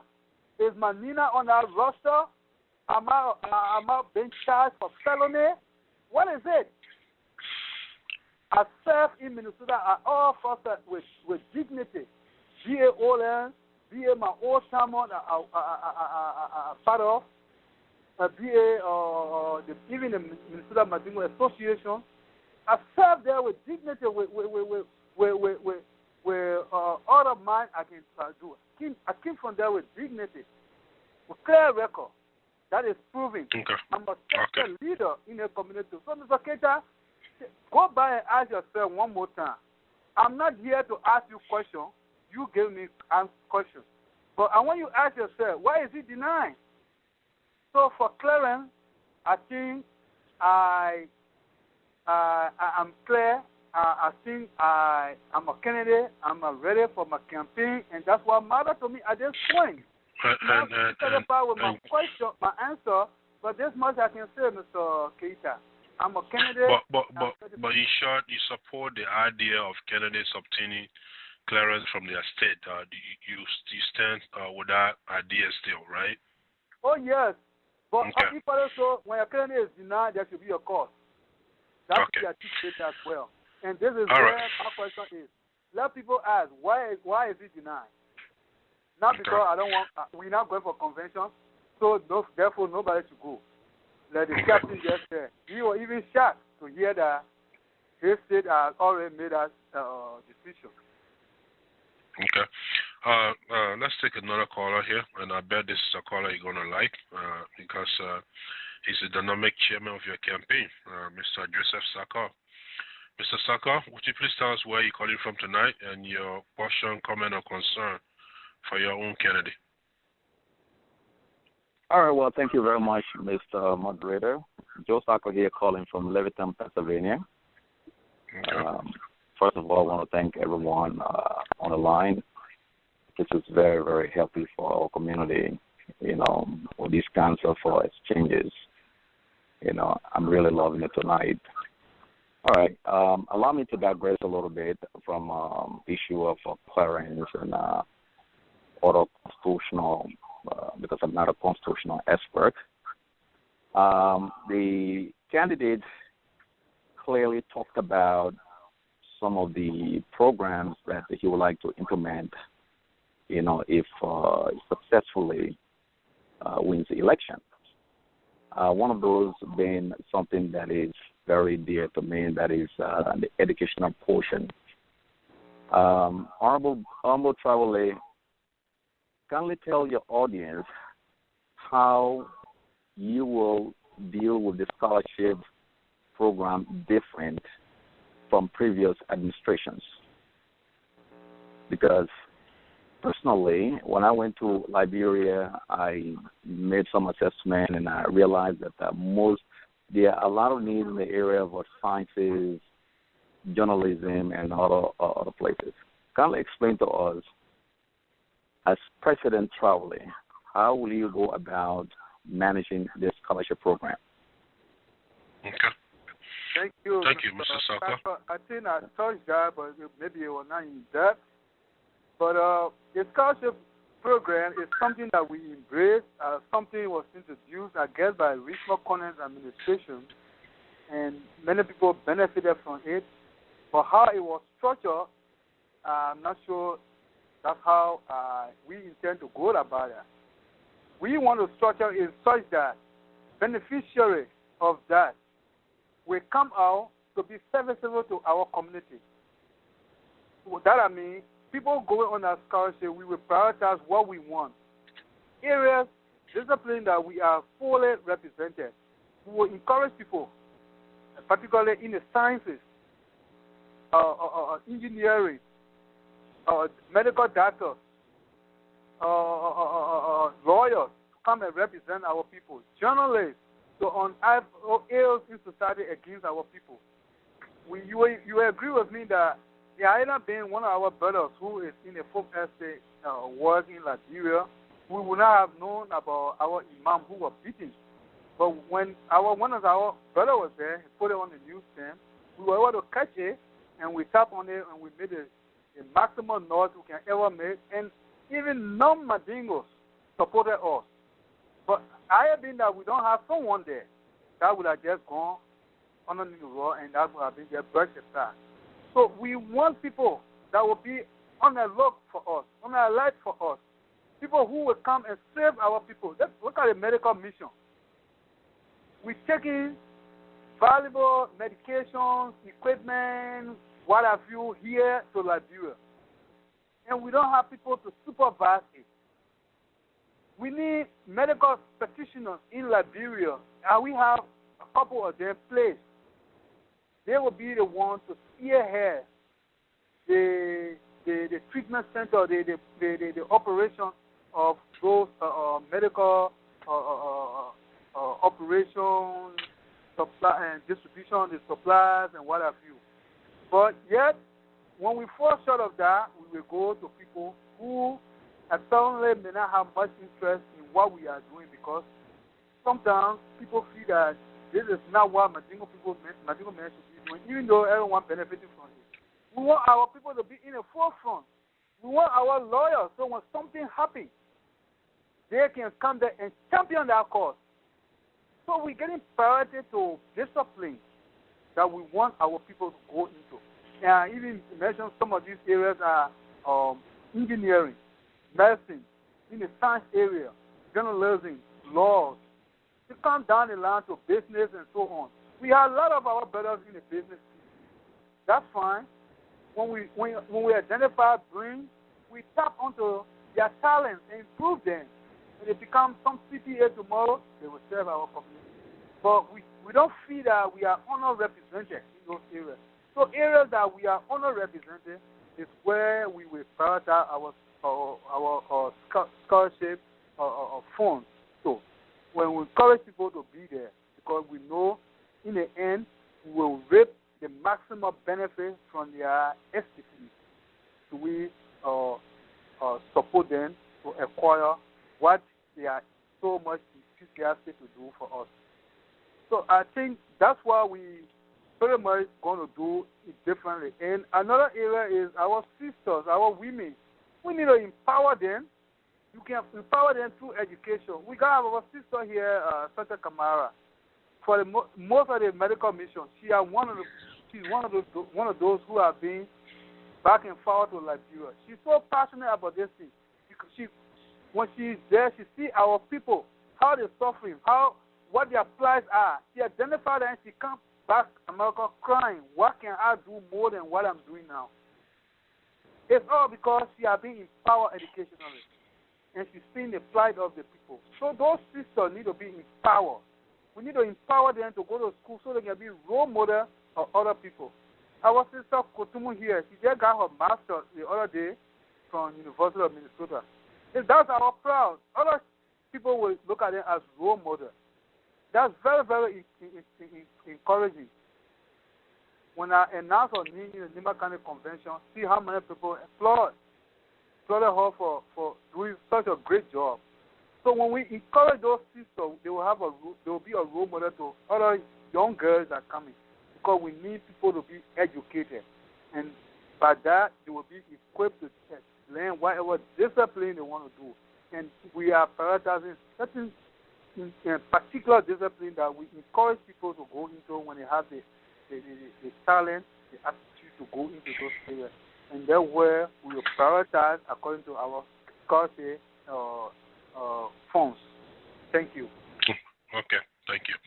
I got a few follow-up callers, but gentlemen, I'll get to you. Baba Toure, Asuketa, I'm seeing your follow-up requests. I'll get to those pretty quickly here. Let me take a new caller.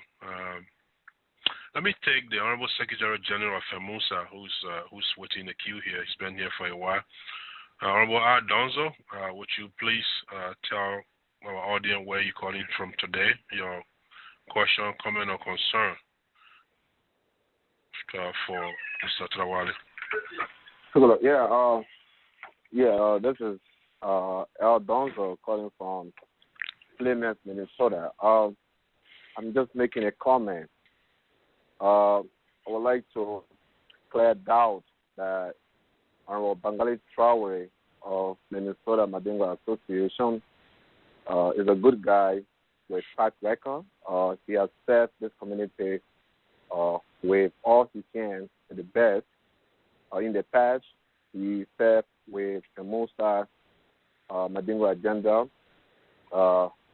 I think he has served with the OLMM, Liberia organization in Minnesota here.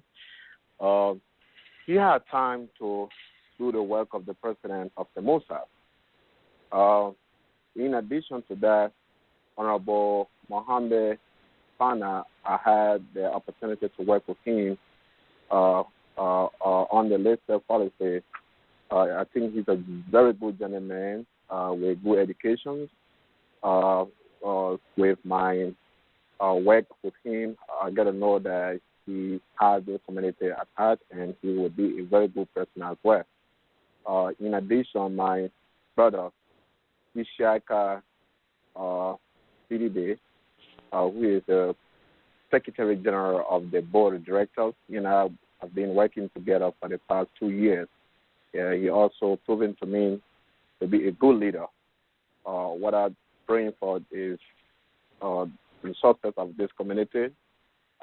We all should come together. Whoever wins, we should rally together. Let's put aside our personal issues. Let's work together and look at the overall interest of this community. Everybody have some issues, but the best issue that we can all work together is the issues of the community. That is the interest of the community. Let's put that together and support our leaders. And let's respect our leaders. Let's support our leaders. Whatever decision they make, let's respect them and work together. So I just making a comment that BT and the rest of the candidates, they are good candidates, and FELMAUSA, I think, is on the right path. And all this guy can deliver. Thank you. Thank you, Honorable Secretary. Thank you for blessing us with your presence. But before I let you go, I do have a quick question for you on this issue of convention now coming to our home state, Minnesota. It's been proven beyond reasonable doubt that our state, our president, in President Mr. Dollar, did act for this convention at last year's convention. There's no doubt about that. Now, the question I have for you, is there anything stipulated in FELMAUSA Constitution or otherwise which state that the convention must be applied for at the convention site? And if that is done, no one else can apply for it. If so, how was someone else able to apply after our state had previously applied for it? Thank you for asking this question. I'm just going to make quick clarification. I live in Minnesota here. It would make no sense for me to use or pay over $1,000 to transport my family to Philadelphia just because I want to waste money. But we have to lay principle here. Minnesota Medical Association, the president, Mohammed Dollar, at last year's convention, declared his intention. He stated that he wants to host the convention. That's the reason that he was included on the list of states that wants to host the convention.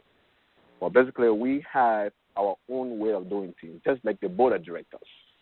When we appoint a person to serve on the committee, the board of directors, even though they're not going to be paid, FELMAUSA don't pay them, the board of directors asks them to submit a resume with their jobs. They want to see who they are. And some people that we have appointed in the past have complained about it. They say, we can't do it. And we have to tell them, we talk them, we persuade them and say, you have to work with the board. That's how they do their thing. Now, we have what we call proposal. We want to have a proposal to see how things will work this year. We asked the state of Minnesota to submit a proposal. We asked the state of Pennsylvania to submit a proposal. If Minnesota wants to host the convention, there's nothing wrong to comply. Let's just make that clear. Let's take the politics out. There's nothing wrong. If you want something, if you want a job, and they tell you, in order for you to work here, you have to submit an application. If you really want a job, you will comply. The social committee chairman from Minnesota here, he and his wife going to Philadelphia will cost him over $1,000. The CA from Minnesota here, he and his wife going to Philadelphia will cost him more than $1,000. Me too, along with my friends. We are leaving Minnesota to go over there. Don't you think that we have to save our money? So, but people don't understand. So, in order, if MMA leaders say all they need to do is to comply. If you fail to comply, we have to make a decision. A decision was made to award the state of Pennsylvania. and we stand we'll our. We'll have to leave it there, Mr. Secretary. Thank you. All right. Thank you for the clarification. We'll have to leave it there. Thank you. Mr. Trawally, those were some very kind words coming from the sitting Secretary General of the Federation, attesting to your good character, your good working skill, people's relations. If you have anything to add to that, you may do so. Otherwise, we got too many calls waiting. We'll just go ahead and keep taking questions here. Keep going. Keep going. All right. Thank you. That was a new call, so allow me to please take one follow-up caller here, and then we'll go to a new call. I believe this is Baba Toure from Simpo again. If you are, would you please confirm that and your follow-up question from Mr. Trawally, Mr. Toure? Yes, thank you. This is Baba Toure calling from Simpo, Minnesota. Thank you very much. First of all, my question here is, I have one question, and I just want to make some statement after my question. But my question is this. During Brother CDB presentation today, which I was on and off, but at certain time he said the current FELMAUSA administration have $1,000 in their account currently. Compared to Dallas, I think I'm not 100% sure. He said Dallas has something like $7,000. Yeah, you're right. That's what he said. Yeah. Okay. I believe in him because he's part of the board. He's the Secretary General of the board. I believe in him because of that. So my question here is, after the past election in Maryland, if I'm not mistaken, or Philadelphia last time, we learned, I did not go for the convention, but we learned that the convention was very successful and the administration makes some money. Now, we are 4 days to this convention and we only left with $1,000 in our account, in FELMAUSA account. So why, Mr. Trawally, what will you do to go away from such of, I don't want to say damaging the money, or I don't want to say misusing the money. I'm not trying to discredit this current administration. Get me clear, please. I don't want nobody to misquote me. I'm not trying to discredit this administration. They have been doing a good job.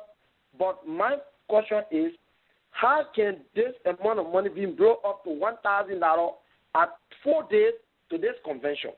So definitely in this convention will be, the leadership will be going into their own personal account to use to support the convention or take a loan and support the convention, and after the convention repay back. That means the new administration will be left with nothing. So, Mr. Trawally, what will you do to prevent such things to happen in your administration if elected? Thank you. Thank you. Thank you. No, hold on, Mr. Trawally. Mr. Toure, were you done? Not totally. Okay, just hurry up now. Just wrap up quick. Okay. Yeah. Okay, thank you. My next thing was, I'm kind of a little disappointed with Mr. Trawally when you said that you was not elected at OLM Board of Directors to represent us. After we stood up in the court, then you telling us today that you are not elected to represent us. So why you think we should believe in you to elect you this time around, and then at the end of the day, you will tell us something different from what you're saying? And I want to give credit to Brother Dukley, who is currently serving the OLM board as member of MMA, because we are not benefiting as individuals, but we are benefiting from Brother Dukley as community. Brother Dukley, for the past meeting I've been attending, Brother Dukley will always come to meeting and tell us what any program that is going on that the Mandingo can benefit from.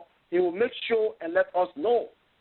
So, if you say people cry off your name, Brother, it's like you try to discredit Brother Dukley, which I give 100% credit to Brother Dukley. Okay. So, thank you very much. All right. Thank you. All right. Mr. Trawally, go ahead. Let me address the last one. I hope you got me clear. I say I did not go there as Madingo Kennedy. I did not go there to say I'm going as the Mandingo representative. I went there as a Mandingo man, a Liberian, to represent the Liberian community. Yet I came from a community which I belong to the Mandingo community, and they were for me. They came overwhelmingly and supported me, along with other people who, they stood. But Mandingo people overwhelmingly did for me. And all those that came to me, for whatever I said, I did it to the fullest. If you did not, so be it. And whenever something came out, I went to the Mandingo community and announced it there. Even one time, our board meeting, there was an issue going on. I remained right there. I sent a text to President Dolly. They were in meeting as well the very day. And I told them that they let the Mandingo community come. This is something that I want Mandingo community to be present. And at that meeting, when they came, Mamadi Sise was the one who spoke on behalf of the community. And people say, the Mandingo brother said something. So to say, I don't inform, when I was there, I was not informing the Mandingo community, but I didn't say that I was not, I said I was not send there because there was nothing like let each tribe send a representative there. Everyone went there across the board as Liberian. But I came from a community, Mandingo community. That's what I said. So I didn't go there as Mandingo representative. Or let's say, okay, you go from Nima community, you say you are somebody in the house as Nimbani, or so, or you're going to Washington, D.C. No, it was not like that. That's what I meant. I'm not saying this to say I'm neglecting the community which I come from. So that is clear. And you're talking about the finances of FELMAUSA. So here that FELMAUSA got 1,009 in his coffer and what I call taxes has 7,000. Is something that concerns you more. Well, organizations therefore depending on what your operation is like. Organization can raise 30,000 and spend 2,000 and still have 28,000 assets in their account. At the same time, organization can generate 20,000 and almost spend everything at once based on what project you got. So I'm not judging what you did when you raise the money and how much you got in your coffer. It's necessary. It's good to know how much is there. But I think your question boils down to what I will do when I become president of FELMAUSA. And that's why I said today, accountability will be my hallmark. I hear people complaining all the time, oh, we don't have reports. And I told you, read my list. I did it in OLM. Ask Duke, who was on the board there. Duke will tell you because they tell him all the time. I will submit to you a quarterly report after every three months. My administration will do everything humanly possible to present to the board of directors. I think Mr. Trawally, I think I understood Baba Touré's second question differently, in the sense that he's not saying how you going to spend it. But the question is if it is in fact true that FELMAUSA wouldn't have $1,000 right now, so therefore they can now successfully host this convention without using personal money or taking loan. And if they do so, then after this convention, whatever money raised will go back to repaying themselves, their personal money, or paying back the loan, thus leaving the organization without any funding. So how will you then run the organization without funding? That's how I understood it. That's hypothetical. I don't know. But Baba's still on the line. Hopefully, if he can come and clarify that quickly. I didn't understand the question that way. Okay. Yeah, I didn't understand. If you want to let him come, I thought he said, what will I do differently so we can be down with such an amount, 1,000 after raising 30,000 or 40,000. So only know now that what will I do differently than what I thought he said. But you can still bring him. to make it Yeah, fair. okay. Mr. Toure, come back later if you come back and clarify your second question about $1,000 being a coffer and what will he do differently and or how will he manage the organization without any funding. Let me take a new caller. Mr. Baba Toure was a follow-up caller. Let's take a new caller from the state where the convention will be hosted in Philadelphia. Caller, no name. Your last 4 digits is 5481, 5481. Could you please tell us your name, confirm where you're calling from, and your question, comment, or concern for Mr. Trawally? 5481. Yes. Once again, my name is Farrah Connor. I'm from Pennsylvania. Chester, PA. Okay. All right. Welcome, Mr. Trawally, and I wish you good luck. And I congratulate you for the fact that you are now standing up to help our community. And I wish you all the good luck. My question is, since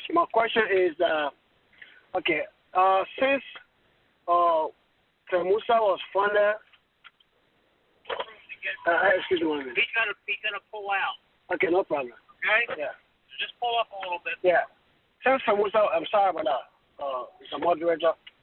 Since FELMAUSA was funded, we have observed that almost, from the previous board of directors, and every time there's, conflict, fight between the executive leadership and the board of directors. So as a result, instead of presenting to the community a project that we can all, support or be proud of, we have seen that our leaders are wasting their energy on resolving clashes between these two bodies. If you are elected as president of this organization, what will you do to promote a cordial working relationship between the executive leadership and the board of directors? Thank you. Thank you, Mr. Coney.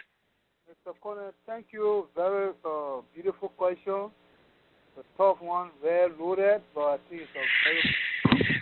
Mr. Moderator, I just want to say if I'm sounding low, let me know so that. Yeah, you're sounding good right now. Yeah. Oh, okay. Yeah. Mr. Conner, this is a good question. FELMAUSA is evolving, and I think from the initial stage for where FELMAUSA was founded, a lot of things been going on between the board and the administration and what have you. And projects being identified, and then the board and the administration touched over it. I think case in point was the AB Command led board against the administration when the first medical mission was first being put in place. I think we should refer to that as case in point. And there was a lot of talk over it. But here's what I feel we can do. First and foremost, it's just common ethics, common administrative ethics. We have board. And the board is an oversight for the administration. The administration goes to work, put in place the policy, the project, write out the project nice, and present to the board. And maybe, I don't know whether past administration are doing this, we are going to present a comprehensive budget. And the budget will outline most of which we will want to do with respect to project and what have you. And that will be done on a yearly basis. If we have emergency projects, when we submit this project to the board, I think there will be a timeline for the board to convene a meeting and approve it. If they say they don't need this, they don't approve this, the budget, they must be able to convince the administration, because after all, the board and the executive, they are not a lockerhead. It's just to have a check and balance so that the executive cannot go wrong at the detriment of the people. The board is there as a watch and putting in its rightful places. So we present such a project, the board will go through it. What is that? They can call executive to defend the budget or to defend the project. What is not satisfied with, they will tell, that clarification will be made. If the board says no, and the executive feel that it is convenient that project goes on, we will bring it back, analyze it, if possible, involve the community. This is what we presented. This is what the board says. So the community also look at it. Then we'll go back to the board. Apparently, my thing is the board and the executive should be working on par because they're all working for the common good. The board should not be in a position to say, whatever you do, we will reject it. That means they are not in the interest of the same organization. The goals and aspirations the organization wants to accomplish, they are not interested in that. So that's why the board is comprised of people, a group of people, level-headed, that will analyze. Not everything the executive will present will all be correct, but they will be able to say why it said that they don't accept this or they don't think. And they should give an alternative. Then common ground will be reached and whatever project will be implemented. So we are saying our administration, whatever project we want to take, we will make sure we write a proposal, we break it down to the possible way we can to the board. Whatever they can understand, we'll be ready to explain what is it and what the benefit. Because when we present a budget or a project, we should be able to articulate the benefit, the cost-benefit analysis, everything. We need to articulate that, and then the board will look at it and say, yes, this is what we want. If they say this is not what we want, they must be able to tell us, well, why they don't want it, and why the team will be an alternative. Based on our cordial relationship, I think there should be no force, no feud among us. People should not force among themselves because we're all working for the same good. If you say you don't want that, you have an alternative. If that alternative is good, is in the interest of the people, then we implement it. And the cost of that will be there, and we will execute it. And we will bring back a report to you. This is what we did. This amount of money we spent for it. This is the ballot money. This is what. Everything must be transparent. And that's why I say everything we do, we will be very, very transparent in it. Financial accountability, we will be very transparent in it. Every quarter, we will give you breakdown of everything that we ever receive or spend on any project or anything for that matter. So I think if other administration were doing that and there's still a problem, then we need to identify where's the problem from. If they were not doing that, then we're going to do that. I'm sure with that there won't be any problem. I've done it with other organizations, and I know how to do it, and we will do it the best way possible so that the board and the executive work on with common understanding for common good of our Majingo community. Thank you. Thank you. That was from Farouk Corner. That was an original call, so we'll take one follow-up caller, and then we'll go to a new caller. The follow-up caller this time will be, once again, MMA captain, I believe, Mr. Ansu Keita. Mr. Keita, welcome back to the show. Your follow-up question quickly. Yeah, thank you. Mr. Trawally, let me just clarify something here. When I said in my first statement I was shocked, I didn't say I was shocked by MMA. I was shocked by you not intervening between MMA and FELMAUSA. So let me just carry on. Mr. Trawally, you was once a president for MMA. At the time I was in here, actually, I didn't really know how you work or whatsoever. And now, when I came, you were serving on the board. So if at all you can just tell me what really you put together, what a new idea or what you established as a scholarship or whatsoever for those two organizations to really convince me that if you be elected as president of FELMAUSA, that you can continue that same job, because if you can tell me you had a hands to build an elementary school, you didn't do that, and then you're telling me you can build a college, I won't accept that. I have to see that in my dream. I just simply want to say, did you establish anything at the time you were president for MMA as a scholarship for the kids back home or here, or on the board? You know, the LIBERIAN organization in Minnesota, when you're serving on the board, did you bring any new idea on the board in terms of maybe immigration? Because of we are a tribal group, you know, and from Liberia. You know, you are there representing people. As Baba said, you are there representing us. Let us not, you know, beat around the bush. The Mandingo people went in the cold, below zero. They said, beat you were there. And we all went, we stood up in line and voted for you. So you can even tell the people it's not about Mandingo. I agree with you, but between you and myself, we know it was about Mandingo and Liberia. So that two is together. So now, tell me, what a new idea you brought on that board that you can take to FELMAUSA, if at all you elect as president. Thank you. Thank you. Mr. Trawally? I will start with this. I will start by saying to you, when you said you were shocked that MMA are taking that decision, I think this program is recorded. You can still go there to listen to the repeat. It's recorded, and I think I heard you clearly saying that you were even pleading with the administration for us to go to Philadelphia. In a much decision have been taken for us to go there. So only to your surprise that you were told that decision have been taken by MMA not to go. So for you to come back and say you didn't say that, that's fine. I got no point with that. That's beautiful. But the MMA issue and the OLM issue, I didn't go there as Mandingo representative. Hey, that's my position. Mandingo community voted for me, but they did not send me and say, okay, because OLM is not structured like that. I have been there.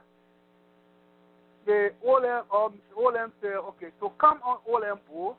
Let us 16 tribes vote among themselves and send their representative. Then we go to MMA meeting. MMA say, okay, who are going to, let's say, FELMAUSA now, should it be a situation where every chapter will be, where you like a candidate, then you go there and you say you represent it, then you go and speak for them. But that was not the case. We all went to OLM as Liberian, but your men that were in our race was heavily supported by a few kinsmen. That's understandable. That's what I said. But I hope we are clear with that. To say what I did, because you say when you didn't do anything to them, every administration has a priority. When I got on OLM, let me say MMA first, like I said, we were less than maybe 50 Mandingos in Minnesota, or maybe 50 coming to Hoover. So what I did, in order to identify Mandingos, my able vice president is the moderator right now. One of the things we went from house to house in Minnesota. That is not happening anymore here. We went house to house, finding Mandingos in this place, in the cold, wherever. When you come newly, we go to you, welcome you in our midst. We tell you that you got your people here. Call or anytime you want to ride, call this number, call Kafuma number, call my number. And what we did as well, we set a database. Once you come with your address, everyone in your household, we get your name. That way, even if somebody calls from Philadelphia, say, oh, so person, we go there, we say, oh yeah, we got this person, we know this person. We set our database. Because we want to make sure that we account for all our Mandingo people here. And like all our organizations, all the Mandingo organizations, when something happens, we all go there. That's obvious. And one thing we did, when you come newly, we set a time that we go there to visit with you. When we go there, we present you a purse. This is our initial contribution to say welcome to our time. I think that idea came from one of our members who brought that idea, and we embraced it, and we made it workable. And it was very, very nice. Buffy Donzo introduced that idea. We embraced it. And we went from place to place, people who came near in the town. We reached out to them. That is not happening anymore. That was our priority then, because we were not many. We were trying to identify. Before I could leave Minnesota presidency, we have more than 200 people. And we are accounted for every one of them. So I didn't say I was going to find scholarship. Scholarship was not our priority. That was not our plan. It was not in our budget. How can we empower ourselves? How can we come together as people and practice our culture, our dinner ball, our this, that, practice our culture? That was the priority then. I didn't tell you that we were going to scholarship. But FELMAUSA, it's big. FELMAUSA, so intent is to empower our people back home. Pretty much. So it was based on that. There was a priority to educate, to give scholarship to our people back home. So FELMAUSA is very unique to do that at this point in time as compared to MMA when I took over it. So I just wanted you to understand that there were priorities that we established, we identified, and we went by that. Other administration came, and they put in place what they wanted to do. MMA right now, what their priority, I don't know, they want to send scholarship or we don't know. They left with them what policy they want, implement. So, and when I was on OLM, we don't have presidency. We have board of directors, governing board of directors, and we have a chairman. We do things jointly. And when we got on OLM, we were funded by the state of Minnesota. We had a grant. And that grant was a particular cost to use it in America. We are not to take government money and send it to Liberia. The only thing we did was we got textbooks and we sent it to Liberia to some schools that apply for it. That was donation given us, and we give it to schools. And that we accounted for it on our non-united. As a non-profit organization, you got a fund you file in at the end of the year. But everything you do, you got to explain where you got your sources of funding and how you spend it. We send those textbooks.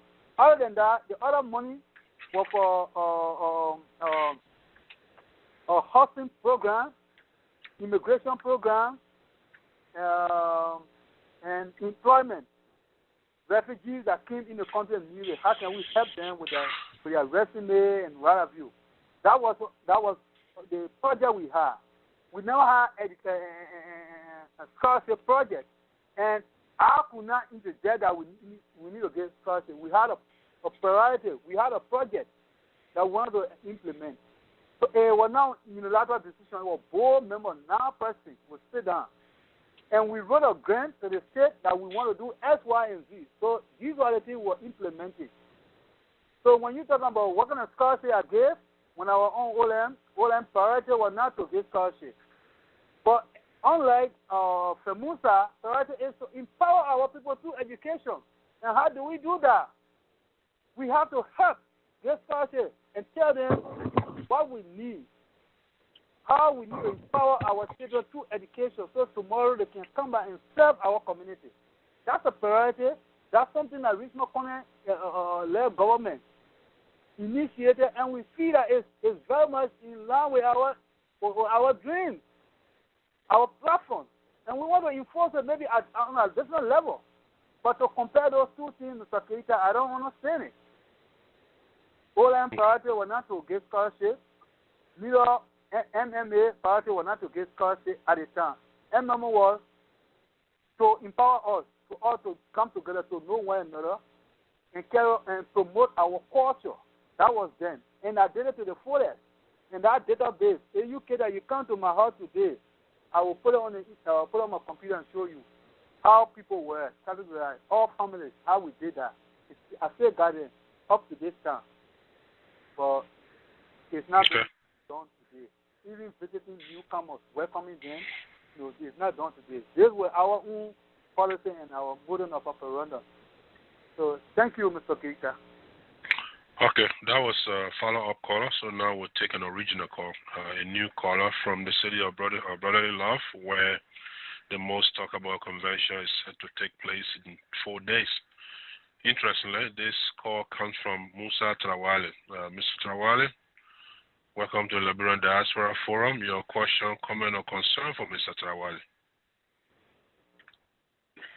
Thank you, Mr. Moderator. I do appreciate the opportunity.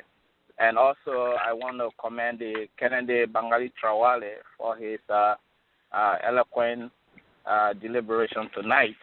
But my question has to do with the FELMAUSA interworking relationship with the Mandingo caucus in Liberia.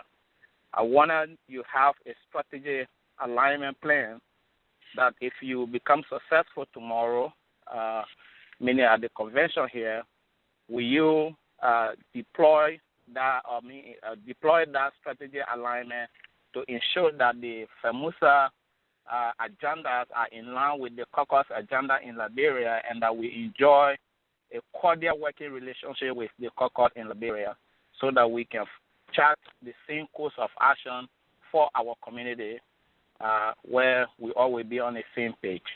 Thank you. Thank you, Mr. Trawally. Mr. Trawally? Mr. Trawally, thank you very much. That's a beautiful question. As a matter of fact, when I talk about unifying all these are the things, we need to have I do understand that we have a common agenda. For the most part, is to empower our people. When I prior to my going to Liberia last year, I just speak to the current Mandingo caucus president, Mr. Dekukole.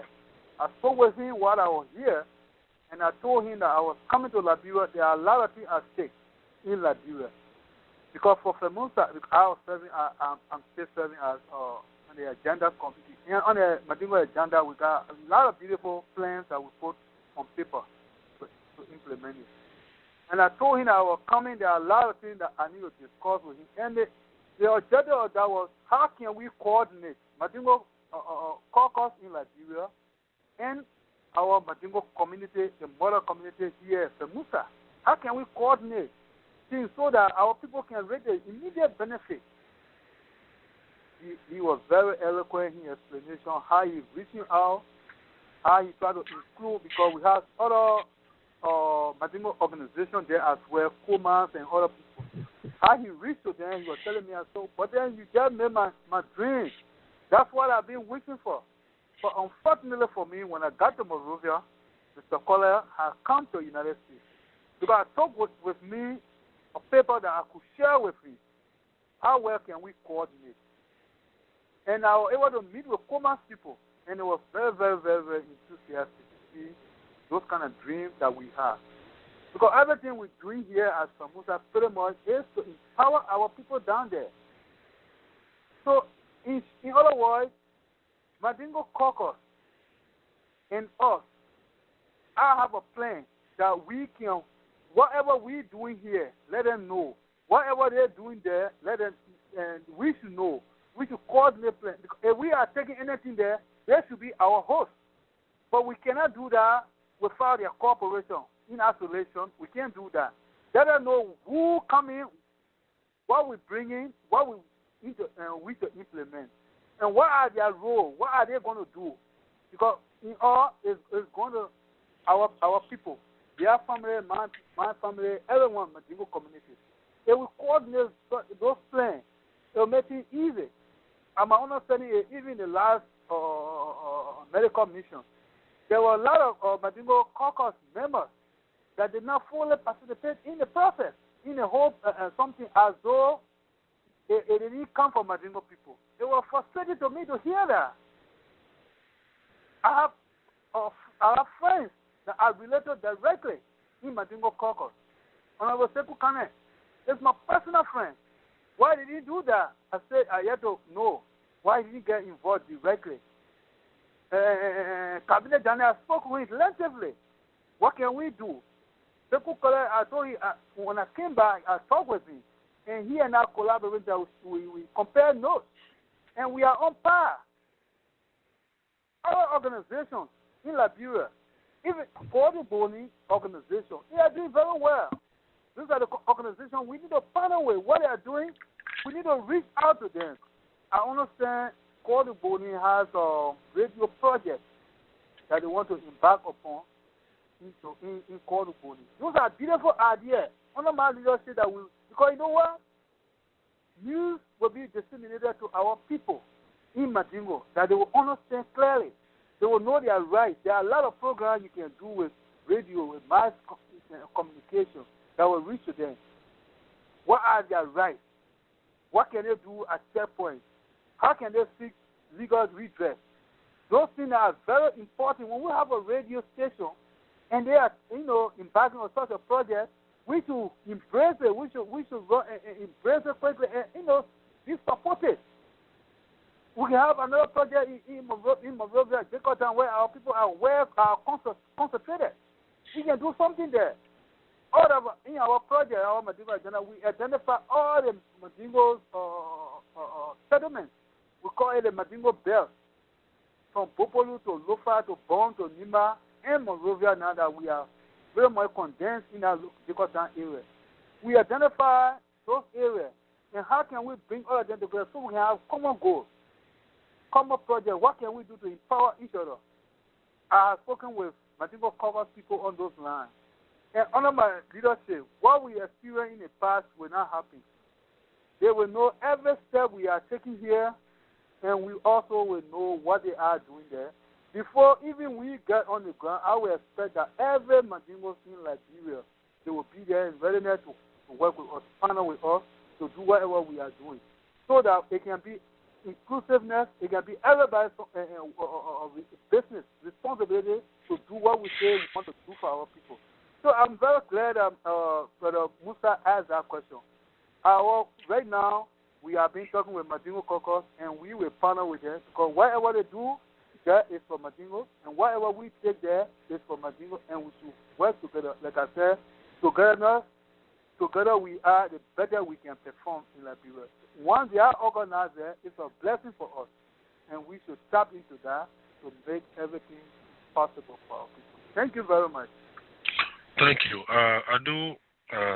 Sadly, very sadly, and I mean that in all its meanings, I do like to ask that callers, please keep your questions brief and keep it maybe at most one question, because we do have a huge number of calls waiting, 16 caller, and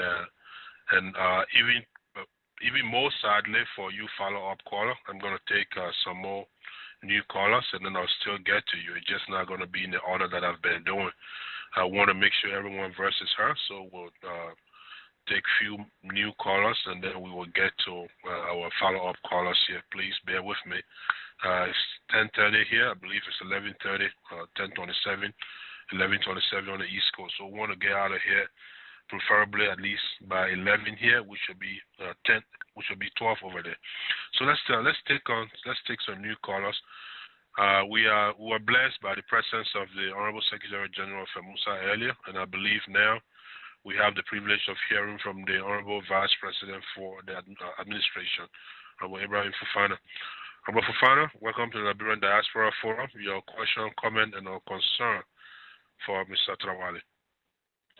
All right, thank you very much, Mr. Farmer. First of all, again, I want to thank you for the opportunity to speak, and I also want to thank you for the time you take beyond your personal life to make ours better. And I'm actually proud to see that one of our own in Minnesota is making this facilitating a arrangement of this magnitude, or a discussion of this magnitude. Look, I'm only calling here. I'm not calling to lavish praise on any candidate. As a matter of fact, I don't have a horse in this race. Whoever wins, I believe, of the three will be a competent leader. Will be able to lead FELMAUSA and move FELMAUSA forward. But the reason I'm calling, or the reason I'm trying to speak, is to clarify a misconception, especially made by a brother, Abature.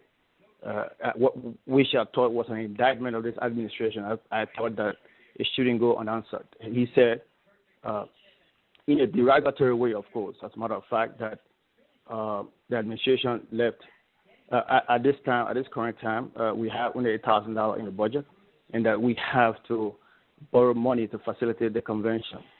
And then he was trying to add Bangalee, whether or not Bangalee, Mr. Trawally, how he's going to act differently to not repeat it. First of all, I want to say borrowing money to have the convention. That's a norm in the Federation in FEMAUSA. That's something that has been done constantly. Not in the military, but in the Duke administration and probably administration before. That happens all the time. So that's not a huge problem. That's not a big deal. The financial report. He said that less than $1,000 was in the budget, or less than $2,000. I'm not sure exactly the amount he stated, but I'm assuming it's less than $2,000, and that could be a correct statement of the current financial situation of FEMAUSA. That's correct. As a matter of fact, as you all are aware, FEMAUSA just conducted a medical mission, and in order to make that possible, the administration through the chairman of the Election Commission came out with a budget for the medical mission that was approved by the board, and that was about $30,000 plus. And who was supposed to come out with that was the Federation. Where was the money to come from? So the money that was in the budget was used to facilitate the medical mission. Okay, I'm not sure his indictment of the administration. I just want to make sure next time you please state it correctly and you try to state everything that was in the financial report I believe that you have currently. The administration did not mismanage the money or did not embezzle FEMAUSA money. It is not ours, and we are not going to do that. We don't intend to do it. But this is something that happens all the time. I want to make sure that you, Baba Toure, know this. The board of directors approved a budget of over $30,000, and the board of directors did not ask where the $30,000 was going to come from. Did not fundraise for the Federation. So the administration had to come out with the money, and we did everything we could to help our people here and back home. That's how the money was used. And for those who are listening, I just want to make sure, those who are not aware of these facts, I want to make sure that you know and you are privy to it as of today, and you hear it from the horse's mouth. That's why I'm calling. Thank you. Thank you. I do want to say, though, Baba Toure was quoting another presidential candidate today who was on the show earlier, who stated that, for the record, that FEMAUSA has $1,000 in her account, and Texas, which happens to be his own state, has $7,000, making comparison and speaking to the fact as to how he will make the Federation better. So, Baba Toure, he's waiting in the queue for a follow-up question sometime later tonight, but I just want to state that he was quoting somebody. He wasn't directly saying that this is what FEMAUSA has, but he was quoting someone earlier today. But thank you, Honorable Vice President. But, Mr. Kuma, if you were quoting someone, whoever he was quoting, that person gave him misleading information. Then the next question to that person should be, how much have they spent? Have they spent the equivalent of FEMAUSA to see how much you remain in that budget after making that expenditure? I think this question needs to be asked a legitimate question. Yeah. Okay. Thank you. It's a pleasure to have you online, Mr. Vice President. Thank you, sir. Thank you. Yeah, I don't think that has any much to do with Mr. Trawally, so we're going to go on taking our question. Do you agree, Mr. Trawally? Yeah, I do agree. Okay. So if you agree, we'll take Mariam Sangari. Mariam Sangari, the last four digits, 1217, 1217. Mariam Sangari, new caller. Could you please tell us where you're calling from tonight, ma'am, and your question for Mr. Trawally? Hello? Sangari? Hello? Yeah, hello? Is it Maria? Okay, hello? That's the name that, yeah. Hello? Are you there? 1217? Yeah, I'm there. Okay, this is Noah Sano of Dallas, Texas. Okay, Dallas, Texas, Mr. Sano. Welcome to the show. Your question for Mr. Trawally. Okay, my question is about the medical mission in Liberia, and I want to add something to it. Mr. Trawally, you being my personal friend, I welcome you, and I wish you good luck. Okay, my question here is that concerning the medical mission in Liberia. Mr. Trawally, if you are elected, what can you do about the medical mission? Because every time I go to Liberia, there's a people who there that want to sabotage the mission. I even talked to one of them when they went to Sanikole. They were not able to deliver the medicine to the people. They put fear in them, and some of the community members come in to reject the medicine. So what can you do to bring more awareness to the people or to the government in Liberia that will be able to deliver those medicine without no question? And again, I got something to add, Yeah, instead of going, what can you do? Instead of going with medical mission every year, I want to suggest that instead of carrying out mission every year, that we should build a clinic, either in Monrovia or anywhere, that we can take our equipment to and equip that hospital so that to get Catholic hospital, we should be able to get something like that. What can you do, Mr. Trawally, to improve that system? Okay. Thank you, sir. That's a very, very genuine concern and question, Mr. Northano. I appreciate that. I'm a little bit taken aback. I never heard this before, that our people were even intimidated when they took medication to Sanikole and rest of it. Even though I'm not too surprised, being very cognizant of the hostility our people, see back there. But what can we, having heard this, it just, brought to my attention to put me in a position where we need to re-strategize, what can we do differently. Brother Musa Trawally asked a question, and that ties in with pretty much what our brother is saying now. Knowing now that these are the things that our people encounter, if we really want to carry such an assistance to Liberia, partnering with a group like Madingo Caucus, group like Coma, those valuable organizations are there. I think these are things that before even we land in Liberia, they should handle those things. Security threat. What they say that we are not moving freely to do what we say we're doing for Liberia. Those need to be taken care of before we get there. So it's good to know this. Sometimes if you don't know that, it makes it hard. And the only thing that can make things hard for you will take you by surprise. But now that we know this, we will handle that properly. In my county, you talk about, I have a lot of friends there that were placed in my county, representatives, senators that relate to me directly. I call them right away, they respond to me. If that is what they are doing, these are things that we ourselves will communicate to them. If that's what we are doing.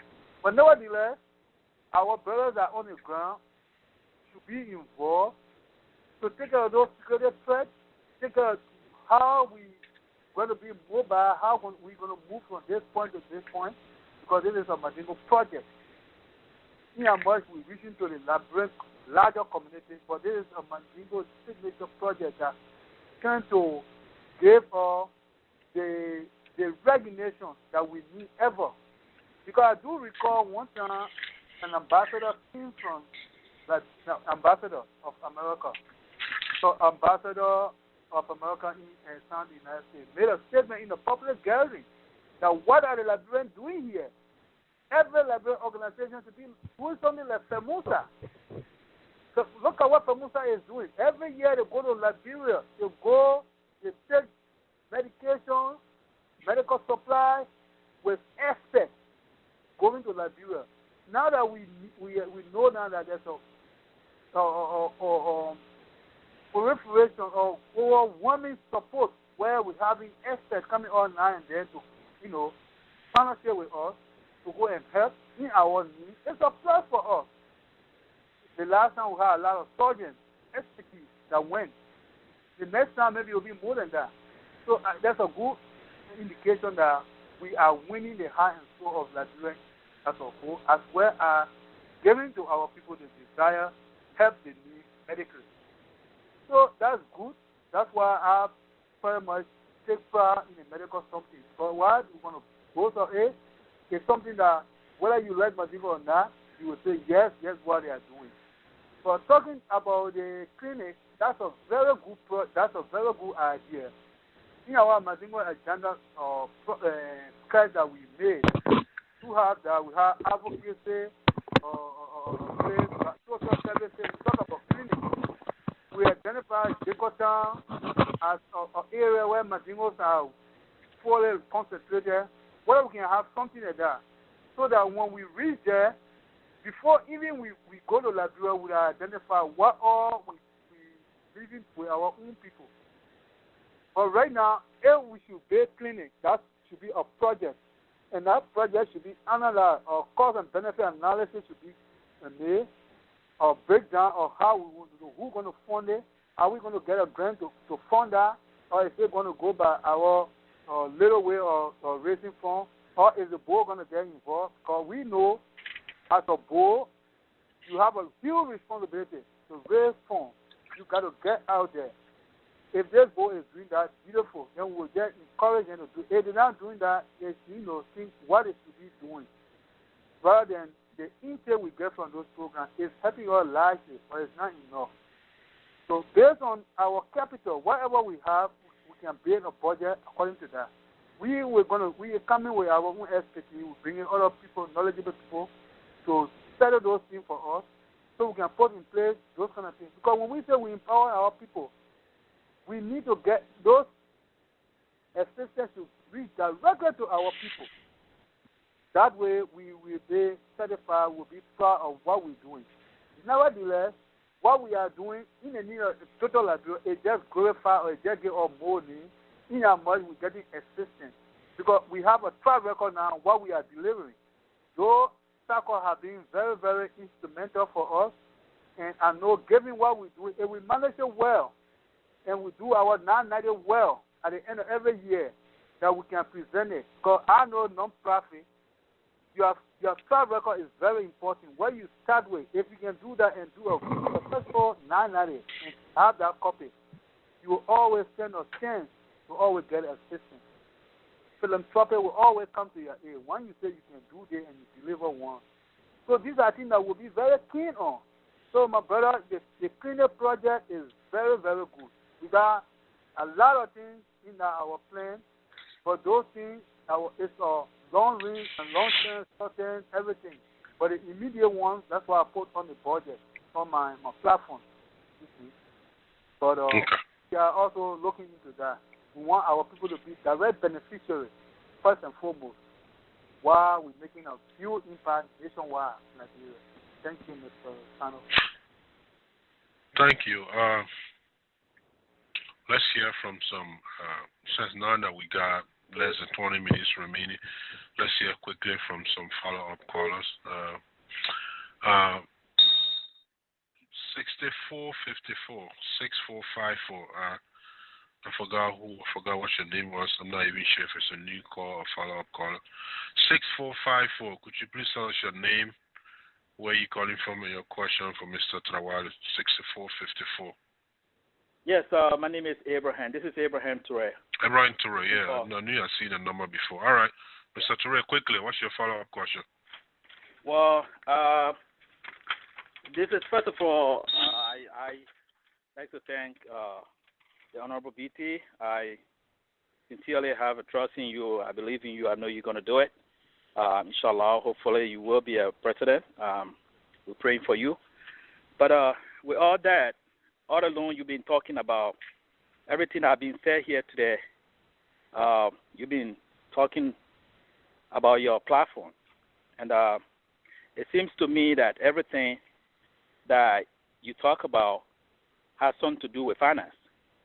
I'm not sure how you intend to raise funds for your administration.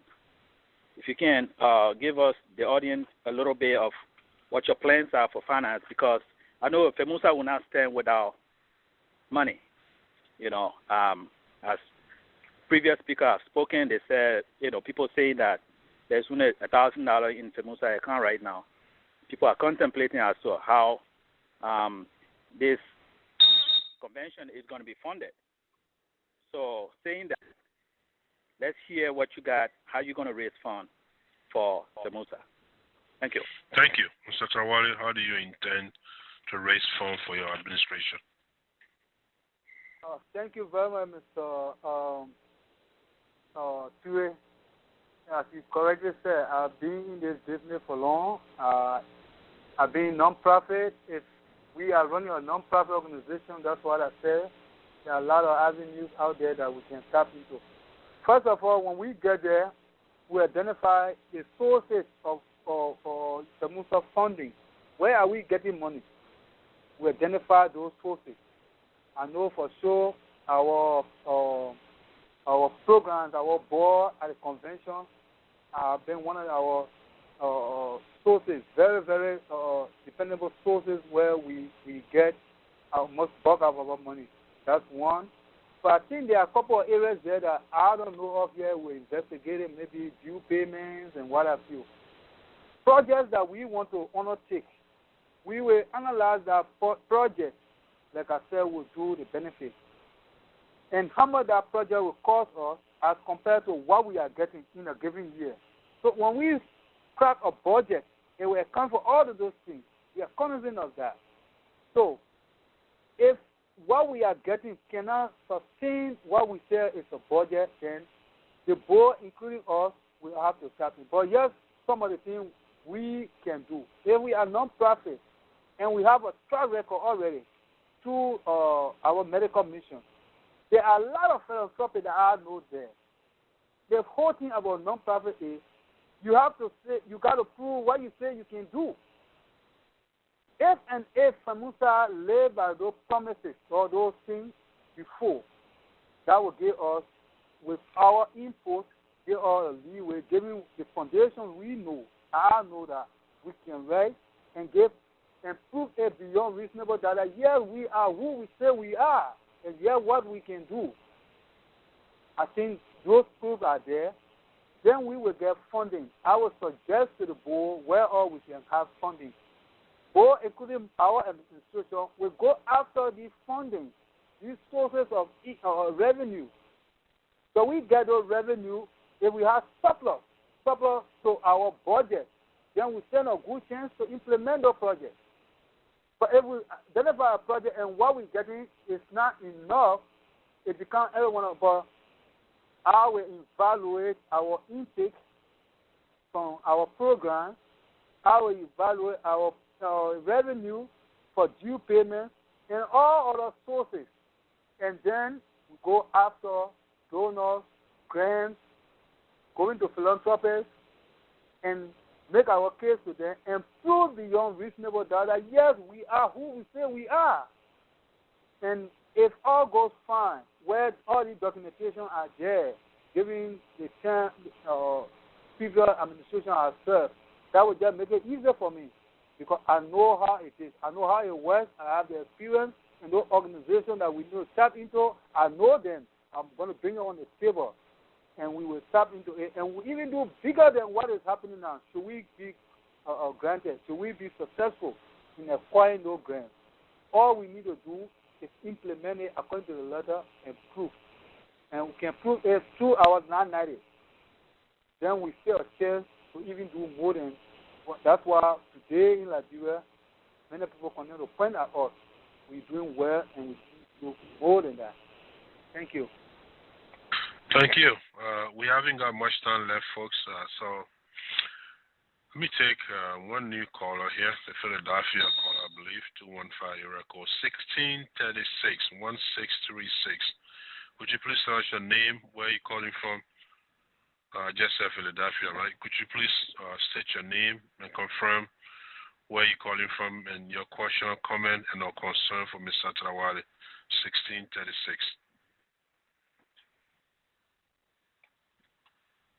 Hello, are you there? 16-215-239-1636. 1636, are you there? Hello? All right, must not be by his phone. So then that will bring us to our first female caller of the night. And this is someone that the candidate has made numerous references to earlier today as one of the proud of our community. I'm speaking of Kotumu Kamara of Minneapolis. Mistress Kamara, excuse me. Your question for Honorable Bangalee Trawally, FEMAUSA presidential candidate. Your question, ma'am.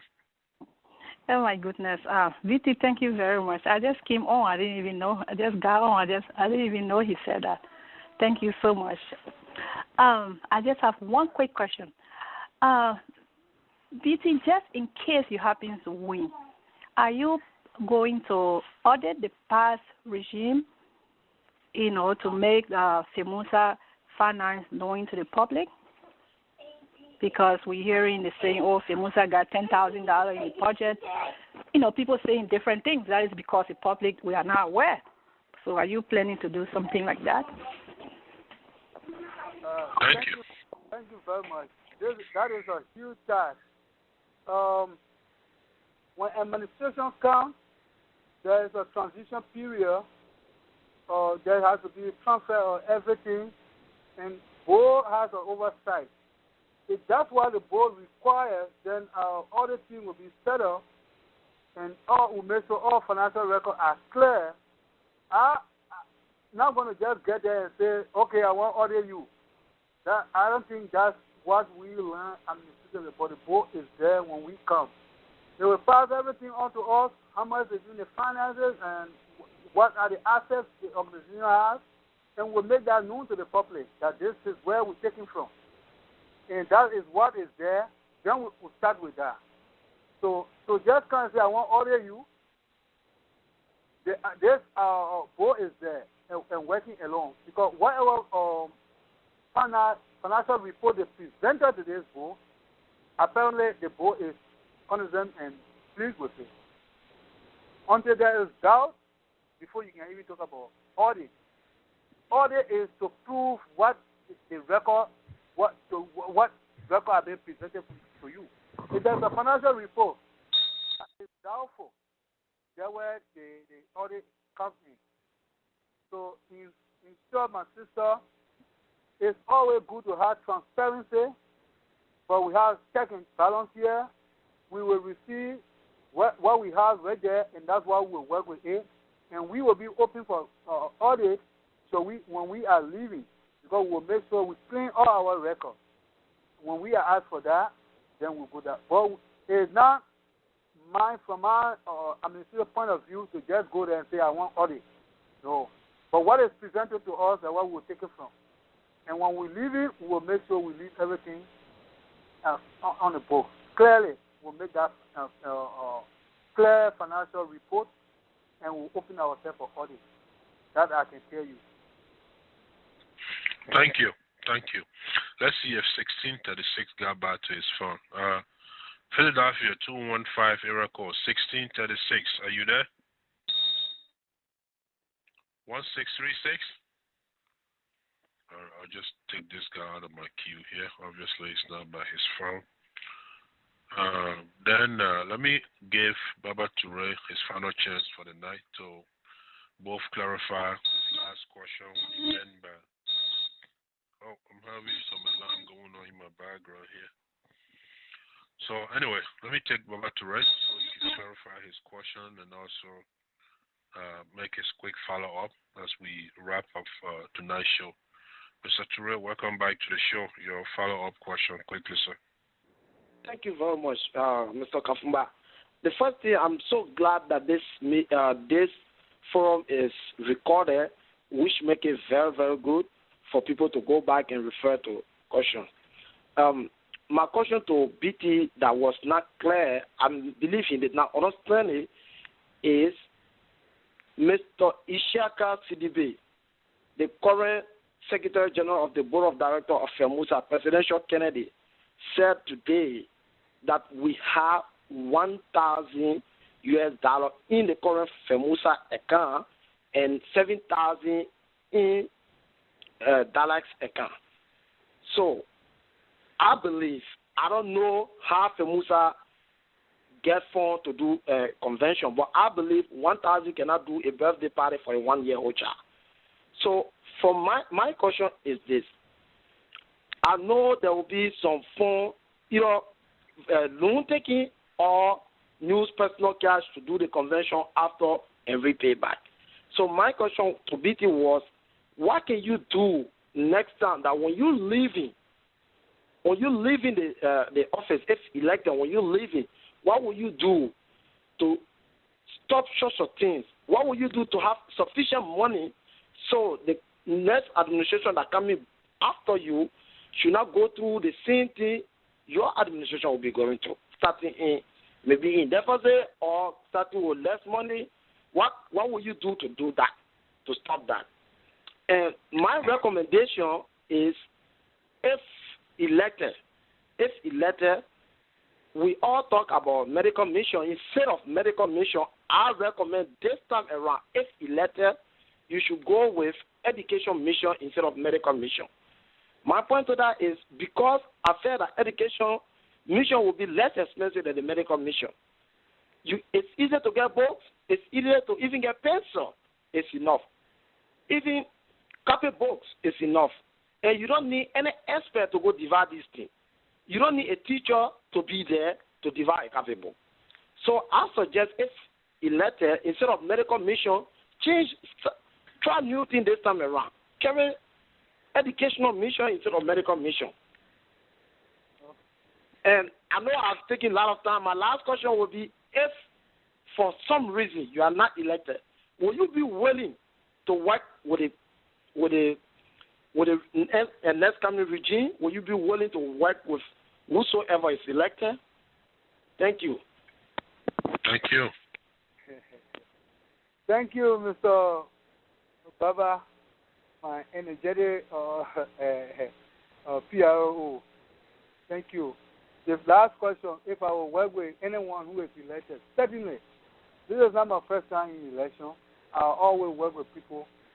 I think I took part in election from FELMAUSA. Let me get married, and I was defeated.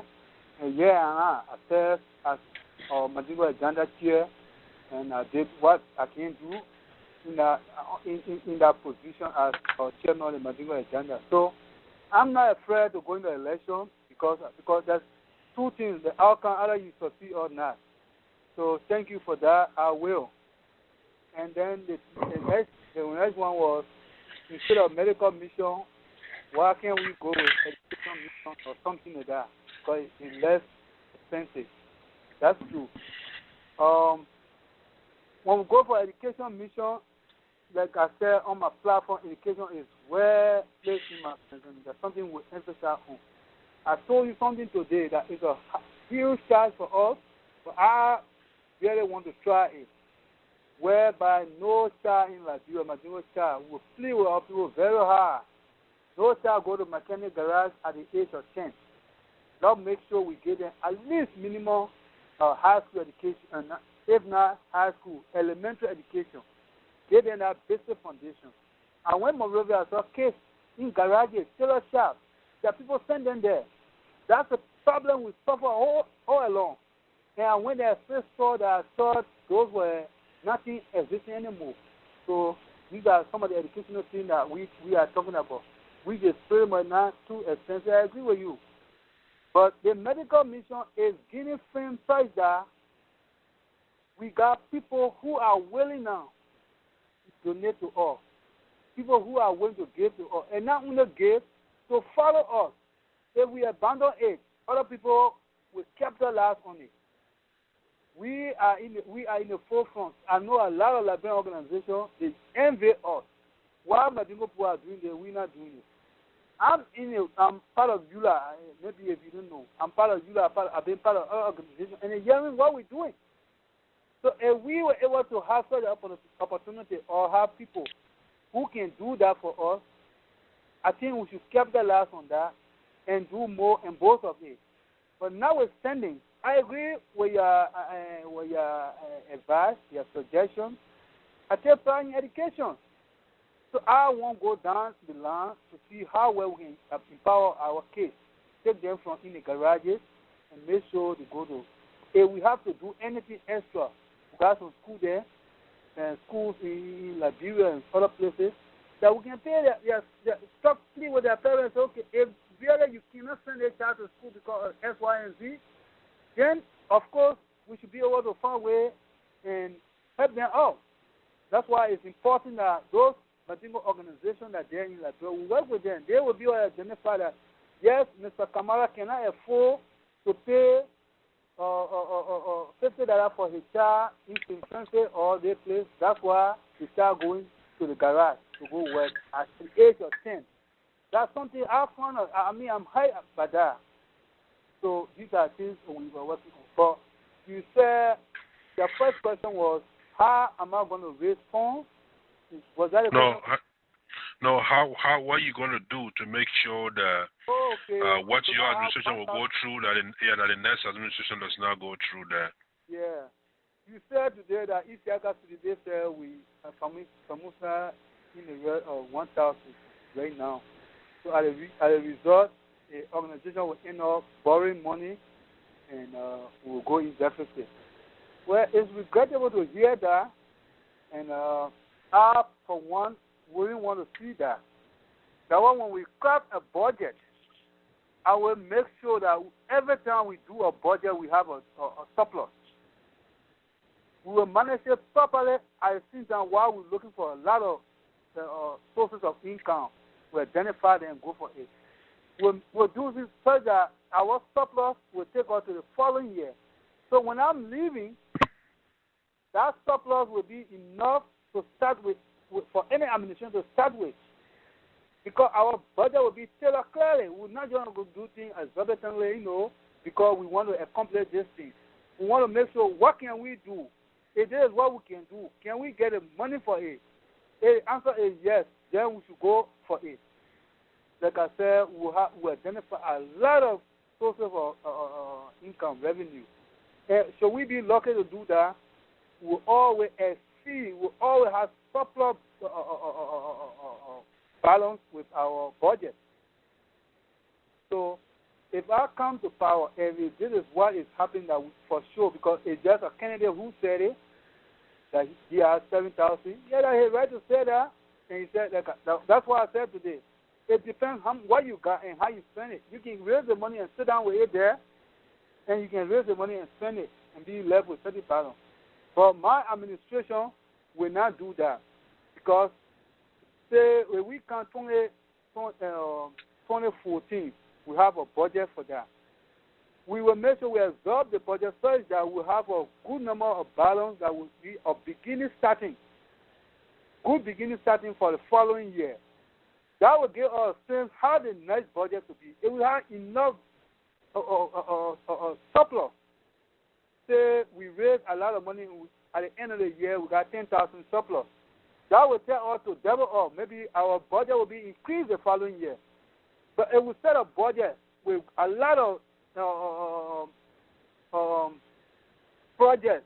Just because we want to accomplish this is due and we cannot support it, the following year should tell us that, okay, your capacity to raise the money is not there yet. You got to do things according to what you can deliver. Because you are accountable for your 990. Whatever you say you do as a non-profit, at the end of the year, you need to report all of that to federal government. And when your 990 is good, you send a chance always to get something. When you know the sources where to go. So we will all make sure that at the end of every year we come out with a balance, a surplus balance. So I will show you, Mr. Baba. Mr. Ture, whatever we say we will do in our budget is what we will follow to the letter. As a result, if we are able to raise good money, we will come out with surplus budget. If we short of that, then we will also have to fill our budget. And I think I got some idea of balancing budget. We got all these techniques that you can do. Even though you project your budget, but at a certain point in time, you can come back to balance it. Because what you try to do that is not to go in red. You always have something to fall on. 1,000 in a balance for such an organization is not something anyone will wish for. So I wouldn't do that. So thank you very much for your suggestion and your question. I hope I answered it. All right, Mr. Trawally, it's been a great show. I'm going to give you a few minutes break so you can get a glass of water, and then we'll come and finish the show. So let's take a couple of minutes break. Fellows, please stay with us. Those of you in the queue with questions, please hold on to your question. We'll get to you. I promise you. Thank you.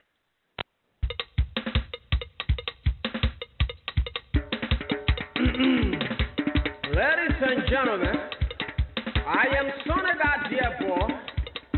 I'm glad with the great opportunity given me to introduce to you your president.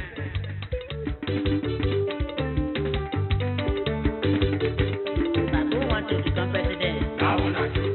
Uslu want to become president. Poppy Doctor want to become president. Crazy man you see want to become president. Mr. Kennedy want to become president. Mr. Lalame want to become president. President you waiting you. Mr. Ruru want to become president. Chego.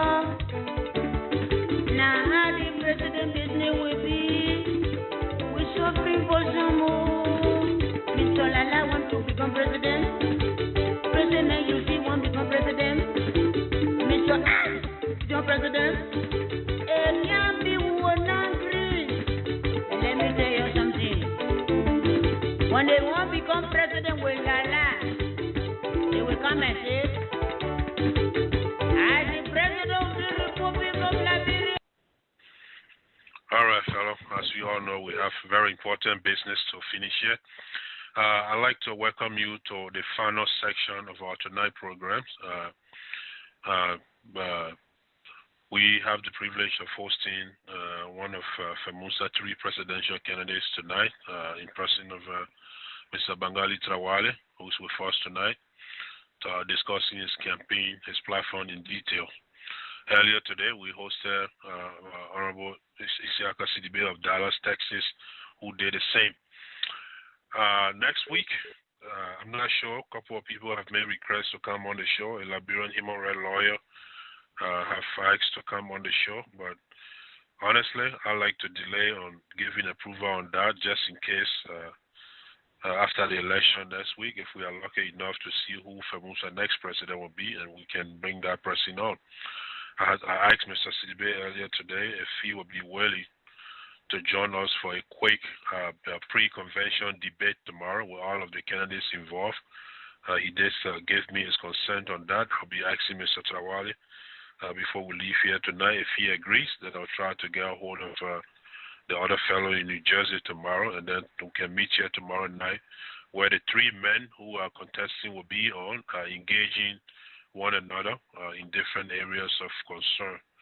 But I haven't finalized any arrangement on that yet. As far as tonight's show, if you'd like to listen to a repeat broadcast of tonight's show, by all means, please dial 559-726-1299. The access code will be the same, 908209 and pound. That will allow you to access the repeat broadcast up until when I have time to upload the show on YouTube, just like I've done with many of my past shows. With that said, we'll keep on the trend. We'll take questions, and it's 11 o'clock right now, so we've been here exactly 2 hours, 7 minutes, and we only have, I believe, 23 minutes to go. So it is my intention to end this show no later than 11:30. So I hope we all agree on that, since tomorrow is Monday. Let me see if this guy just made an entry again, this new caller. Let me see if he's back near his phone now.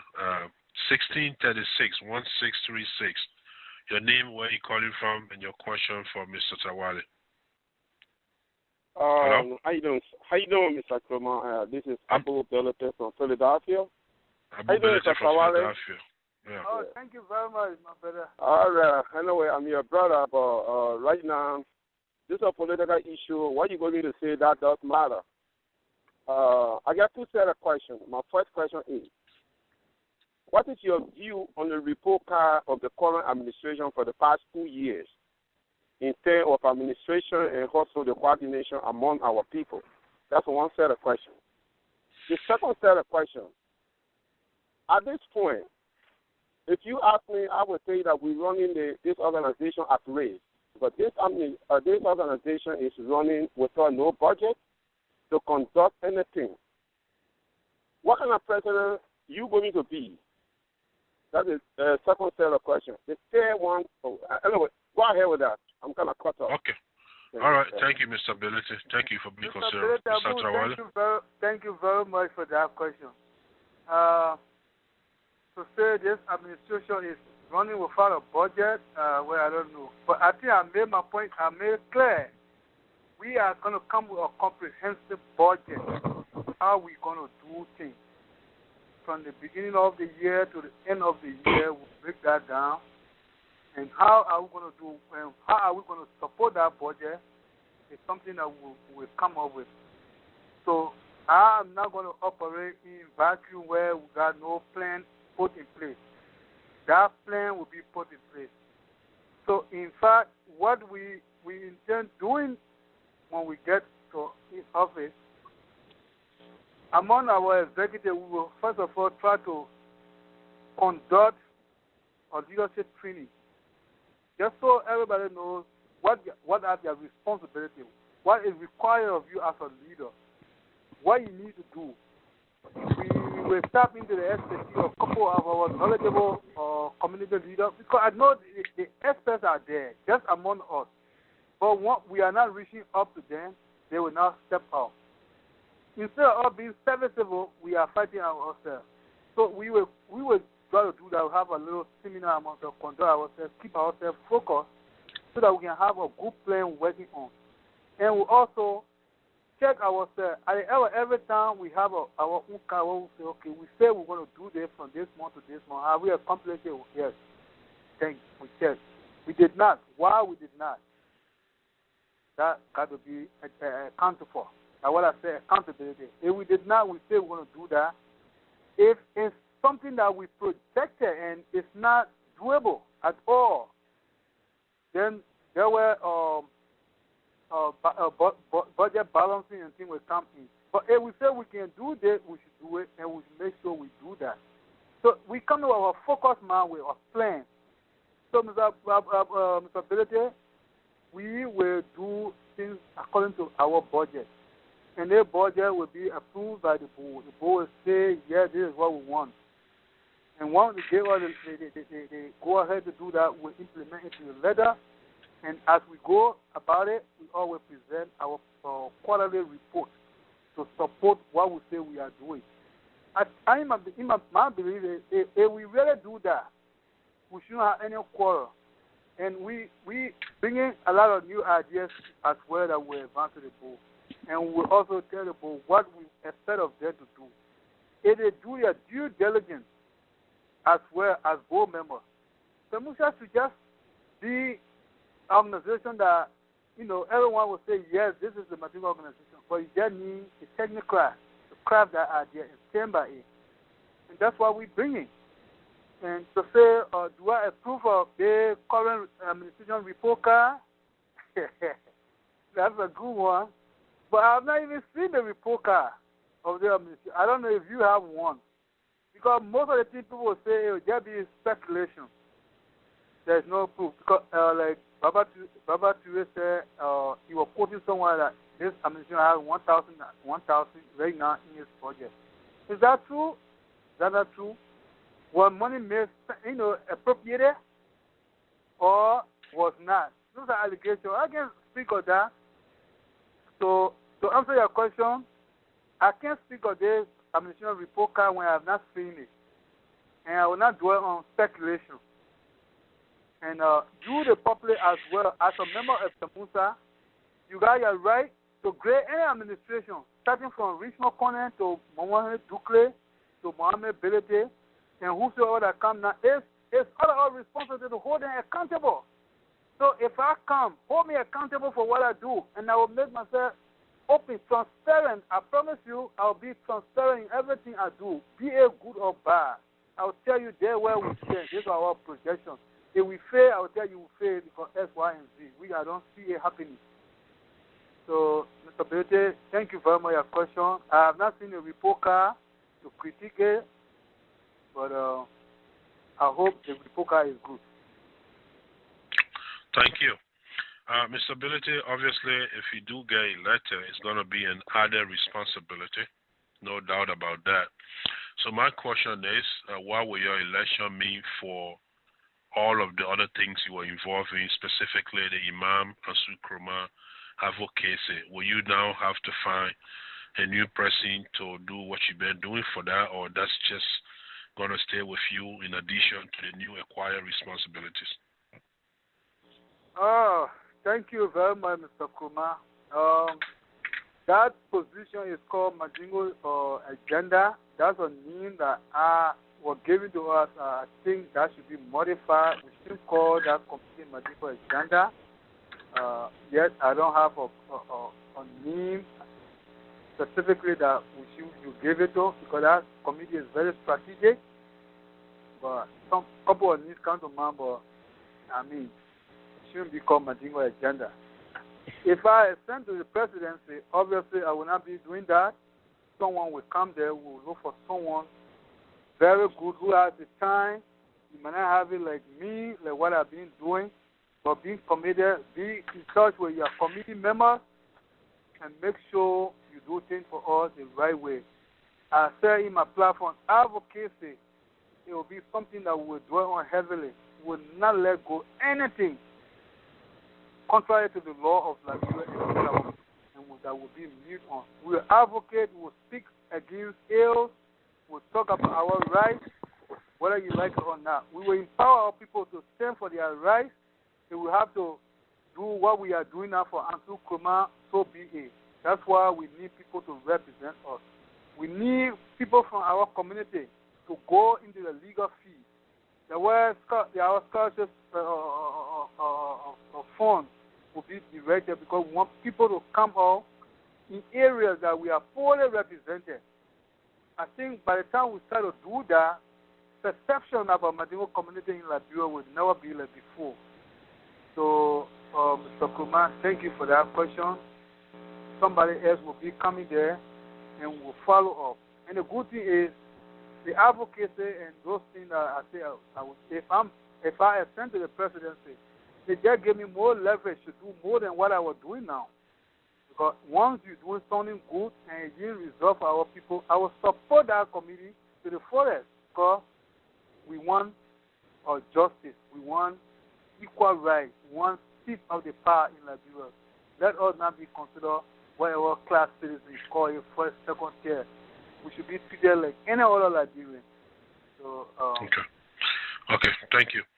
Mr. Asmana Ranov Jabate, Mr. Musa Trawally, Mr. Musa Keita. I'll be taking you three as our last callers for the night, but I do ask that you please keep your questions brief so we can all get out of here at the 11:30 time max. I would appreciate it if you did that.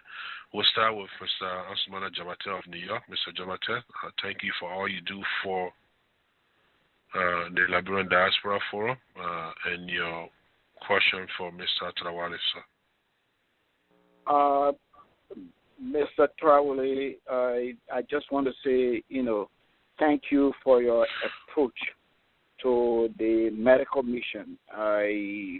Most of the time, people jump from place to place and jump from idea to idea. What I would like to say that I'm not a member of FELMAUSA, and I don't plan to be a member, but I am very proud of the medical mission, and I think it is something that the FELMAUSA need to continue, and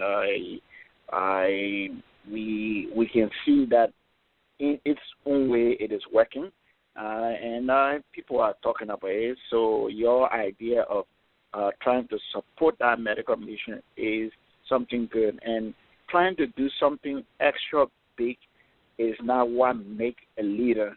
It is making a small thing work. And I hope if you are elected that you can seriously consider to continue the medical mission in addition to other small things that you want to do. That's all I wanted to say. Thank you, Mr. Jabate. Again, thank you for all your support of this show, all the announcements and publicity that you do for us. Mr. Trawally, do you care to add to that? Oh, yeah. Yeah. Thank you very much. Mr. Jawate, I'm very much proud to hear your voice on this show tonight.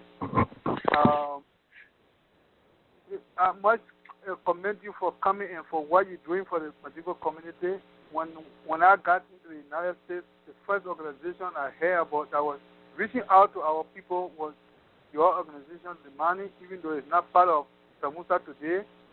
But you started doing all of those things today. And all that was geared toward empowering people in Liberia in the name of the Madingos. So we should give everyone their flower. You did well too as well. And say you coming to give such an advice. It just means that we all Madingos, regardless of who you are, we all care for our people. We care about what we do. We care about the good news that is being said about us. We might have a difference here. Here you come, so I just say thank you very much. Your statement will be taken under serious advisement, and we will look at it for sure. Medical mission is the power for us now. We let it fly, somebody will catch it. And good, we are making a headway, and we add on to that. We got other good things that we add on to keep our activeness, our involvement, our presence live in Liberia, when we should empower our people as well. Because it's very important that our people see directly what we're taking to them. Thank you. Thank you, Mr. Trawally. So we'll take Mr. Trawally. Thank you, Mr. Trawally, and I'll take Mr. Trawally. That's funny. Mr. Musa Trawally, welcome back to Liberian Diaspora Forum. Your follow-up question quickly, sir. Mr. Musa Trawally, Philadelphia. Thank you, Mr. Moderator. Once again, I want to say thank you, the Kennedy. But my last question has to do with one of the major concerns now regarding diaspora Liberian, whether it be American Liberian, Canadian Liberian, European Liberian, has to do with the dual citizenship. Will you be able to commit FELMAUSA to the dual citizenship bill struggle in Liberia, and if so, how? Thank you, Mr. Trawally. Thank you very much. Dual citizenship, that's something that's been said over and over in EULA. And I must say here that I've been one of those that have been advocating for it. But the mere fact that Liberia will stand to benefit when should that happen is in Ghana. Ghana is booming today. People come here to acquire those things just to have opportunity to get to where they want, but the heart is back home. And what FELMAUSA is heart is back home is with Sierra Leone, with Ivory Coast, many places. So it's not bringing any harm to the country, but benefit. We are advocated that, we've been saying that. And to some extent, it is said that if you become a citizen here and you have a property back home, you tend to lose it based on the law in Liberia. That has been debated. And a lot of people are saying, or many people here, they got their citizenship and they say got their property. Nobody are happy. Yeah, no one are happy, but who knows? Politics is zero. So that needs to be clear up. That needs to be stated clearly. So we support that. And one of the things I would say under my leadership, the mark FELMAUSA is making now with a medical mission. There is no Liberian organization, EULA or wherever, that is making that mark. Okay. And most of the people that are carrying that medical mission, apparently those are people who are acquired citizenship in America, but what? They're not forgetting about Liberia. In other organizations, unique or other people, they are doing that. We're going to capitalize on those good things. What would you say your brother who fled from war and wanted opportunity to come back home and doing such a thing? You will tell him not to come back. So we are going to partner with other organizations under my leadership.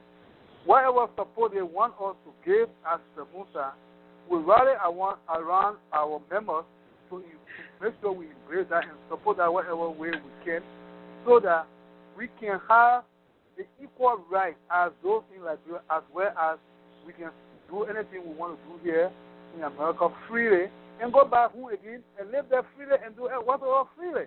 So that's a good idea as I embrace. And under my leadership as president of FELMAUSA, we will partner with existing organizations that are championing this, And I think very much it's a good idea. Thank you. Thank you. Mr. Musa Keita of Rochester, Minnesota, your follow-up question. Quickly, sir. We are really tight on time. Mr. Keita, your follow-up question. Hello? Okay. Musa Yeah, Keita? hello. Yeah, how are you? Come on, how are you? All right, thank you very much. Just a brief follow-up. I want to ask Mr. Trawally, do you think with the position of your major, how do you call it, opponent right now, political opponent, which is Mr. Sidibe, that he spoke today, is serving as a landsman, he determines the outside of the game and also as a player on the field because he still serves as Secretary General to the board while he's running against you. Do you feel comfortable with that? That's the first one. Second one, what is your own strengths and weaknesses when it comes to leadership, saying you have served in various positions that you just enumerated? And do you think you're going to raise as an underdog? And what's the projection of the current leadership of FELMAUSA? You're not talking about report card, your projection. Or they get failure, or they make successes. That's what I'm talking about. Thank you very much. Thank you, Mr. Keita. You really know how to keep it brief. You are, you are truly a politician. All right, Mr. Trawally. Let's start with the question. The first one was the first one was Mr. Sidibe is serving as secretary on the board at the same time he's competing against you. Do you feel comfortable with that? He's a player and a referee. Yes. That's how he put it. That's so interesting. Yes, Isiaka Sidibe is a player and referee. He's using that to his advantage very much. Isiaka Sidibe, from the get-go, he was one of my strong supporters. He and I strategized together, and we did everything together. He was the one coming to me, telling me, oh, this is what we need to do, and so on. Now I'm enjoying that. But all of a sudden, he became Kennedy.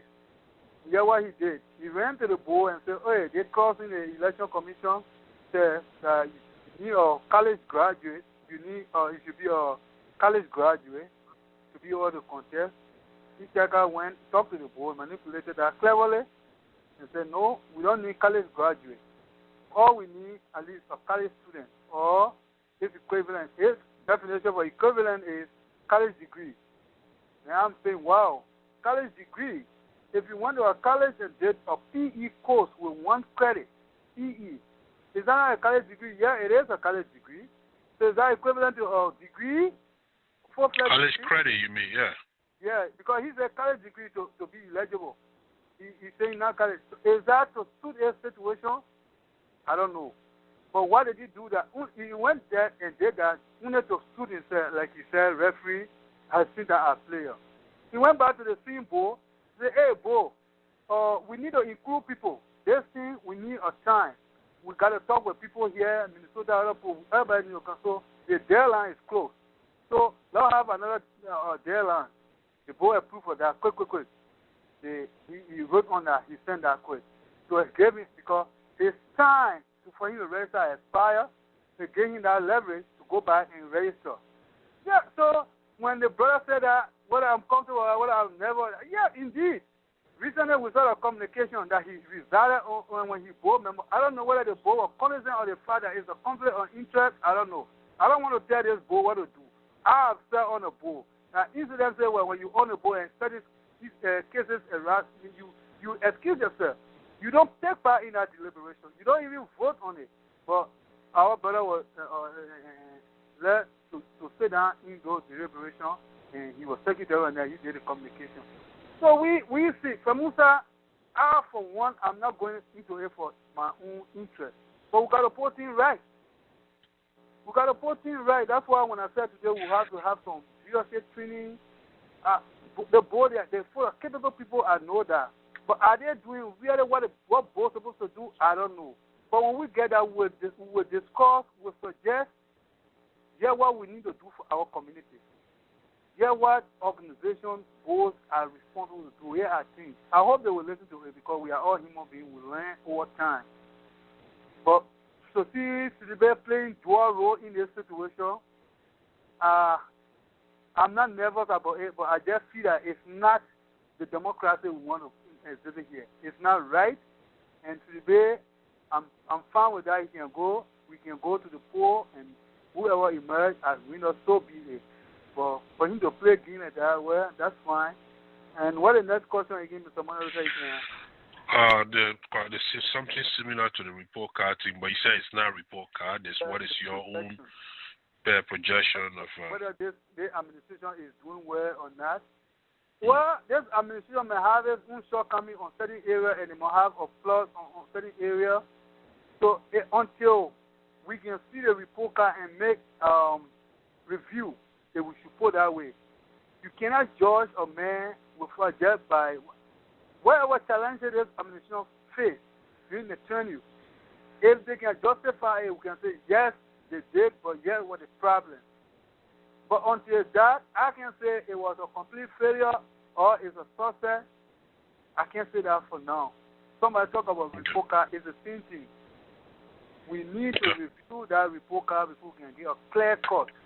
So they administration whether they did good or they did bad, or they broke even.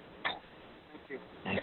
I'm glad. I'm really surprised that Mr. Sidibe is here, sitting here, listening to all this. And I thought I should tell you he had a question coming, but now he's here though. Now I'm glad we've made it this far. So what I'm gonna do, I'll take Babu Belete, the last caller, whatever his question is. Mr. Trawally, I want you to address his question in the why making your closing remark. It's exactly 11:29 Minnesota, and I believe that's 12:29 on the East Coast. It's been exactly 2 hours, 30-minute show, really long. That's because to this very moment, we still got a lot of people waiting the queue with questions. But obviously, we're not going to follow through. Every good thing must come to an end. So I'll take my last caller tonight will be a follow-up caller, Mr. Abu Belete of Philadelphia. And then once he asks his question, I would expect that you will start your closing remark and address his concern, question, and a comment along the way. Now, if we agree on that, this is Mr. Belete here. Mr. Belete, welcome back to the show. Your question, comment, or concern. Thank you, Mr. Thomas. Thank you very much, Mr. Moderator, for giving the second chance. My last question, let me be very brief. Mr. Trawally, if you get to that position, what's going to be your plan concerning the head office of FELMAUSA? Constitutionally, we all know that FELMAUSA is an rotational organization, but for some reason, whoever takes over, everything can be based within that community. That's one thing. The second one is we get a lot of our young boys infringing and doing other things that is not right. Are you going to be a leader that going to collect the data of our youth that are infringing or doing other similar things? The last one is this medical mission that we always doing every year. I believe that would be like a comment. I'm sorry. I believe that there are a lot of other things that need to be done other than the medical mission. Don't get me wrong. It's very important though. But can you really tell us here tonight what are some of the new things that you're going to bring in? Just be very brief. Thank you, sir. Thank you, Mr. Thomas. Thank you, Mr. Belete, for being our final caller for the night. Mr. Trawally, the floor is yours for your closing remark and also addressing our last caller's concerns. Okay, thank you. Let me address this question, then I'll make my closing remark. Thank you, Mr. Belete. You talk about FELMAUSA convention being a rotational something, and you talk about our headquarters. So that's so true. Convention should be rotational, and that's why we all understand from state to state. States that are capable of hosting convention, meeting our convention needs. Once you meet that, of course, we should go there. So we will make sure that that is the case. People who say they want to host it, they will be able to do that and will follow it, because everyone should have a fair opportunity to host, and irrespective of whatever money they can generate from their convention. So, but talking about headquarters, that heavily weighed on last year convention when we were there.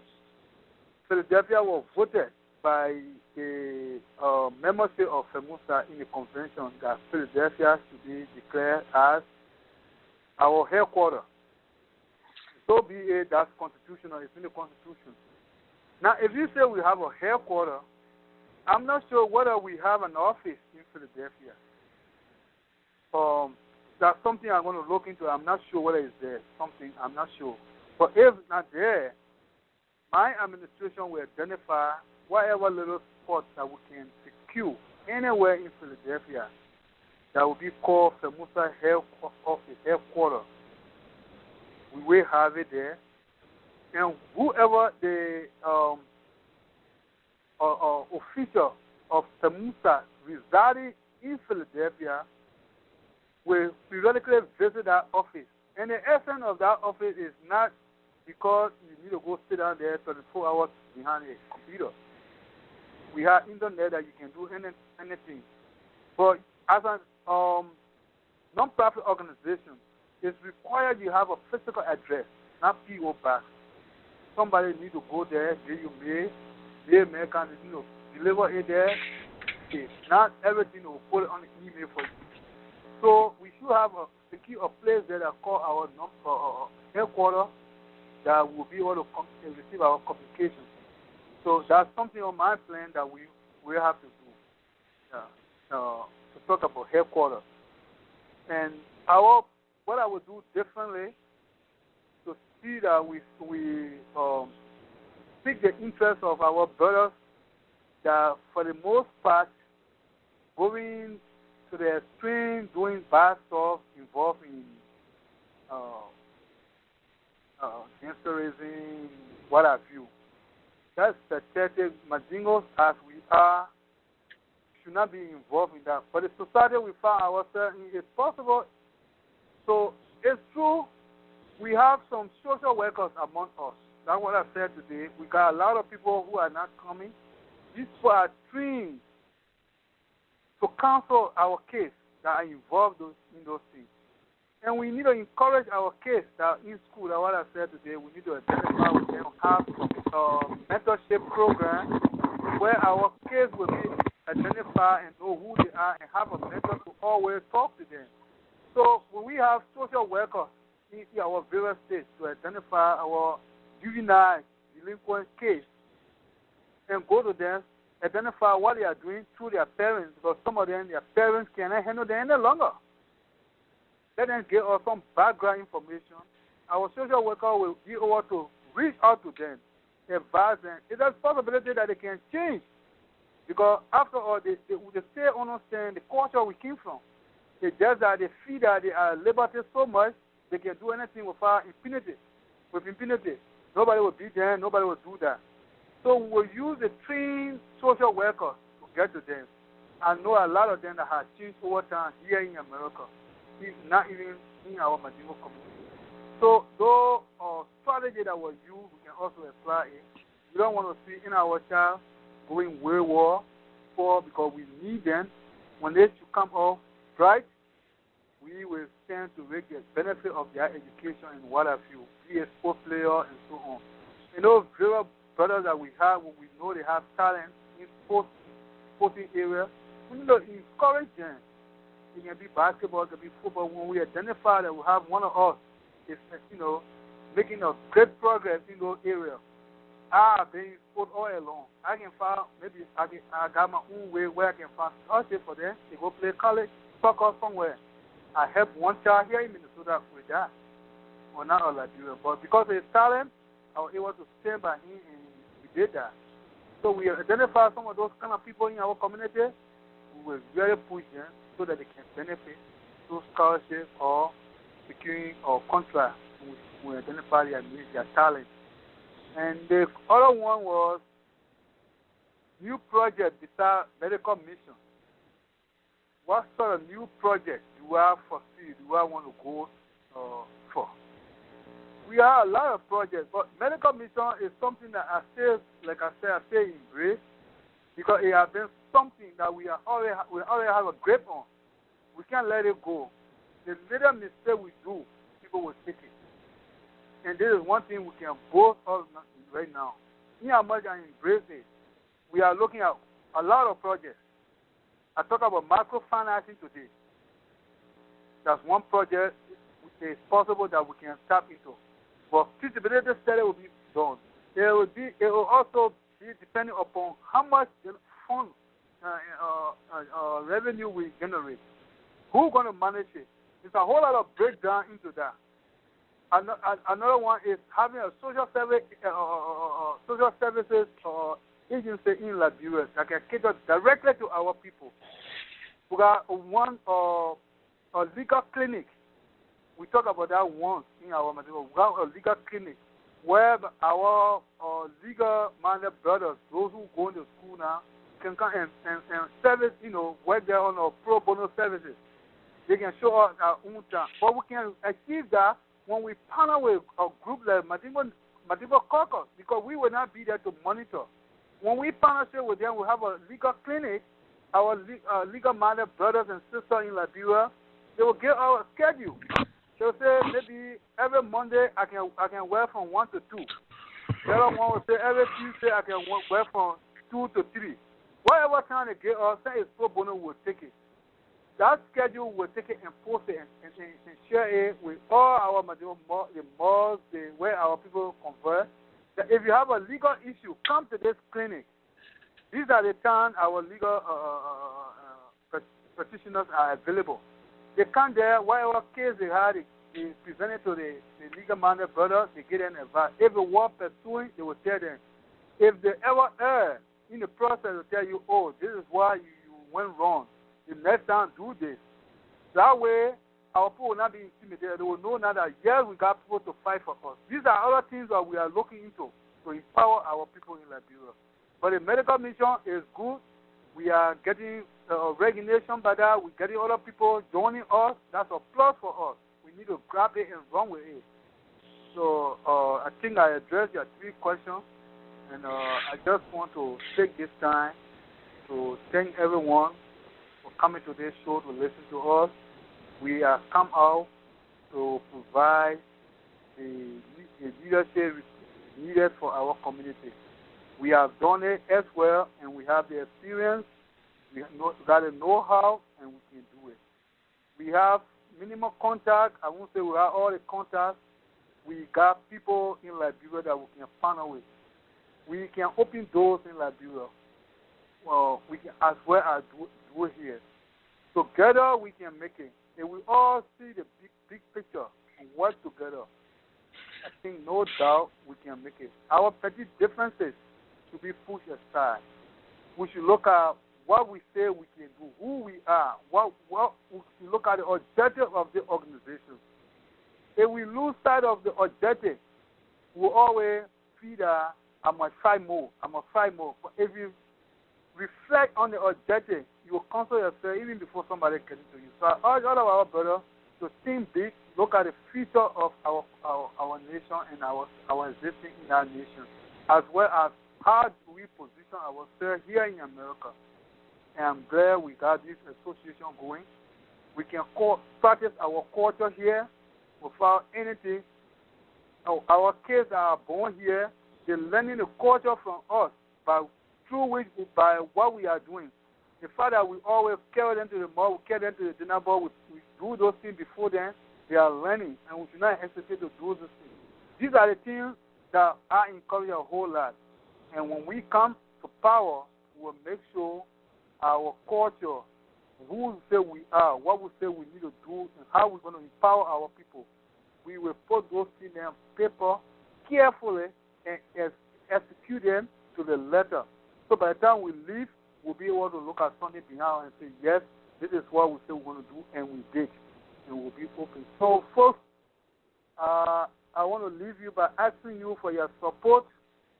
You might not be a delegate to go and influence decisions by casting your vote, but we all are interrelated. Madingos, you take 2-3 steps, the next person will have some link with you by marriage, by whatsoever. Talk to your friends, talk to your relatives that are delegates to see my platform to whoever listen to me tonight and give me their support. I promise you, I will deliver to the letter. Everything I say here, I will deliver to the letter. If I don't do it, hold me accountable. I'm going accountable. Hold me accountable for whatever I say here today. I'm not going to perform miracles, but I'm going to work with a team along with a board, and whatever we put on paper, we implement it. At the end of the day, we want to leave with a legacy. And we want to make sure the Mandingo community is giving a rightful respect and placing a rightful place in our society. So I thank you all. I ask for your support, and I ask for every one of you, whether you delegate or not. At the end of the day, we want to work with the community, not only delegate. Thank you very much, Mr. Moderator. Thank you, Honorable Trawally. What a show.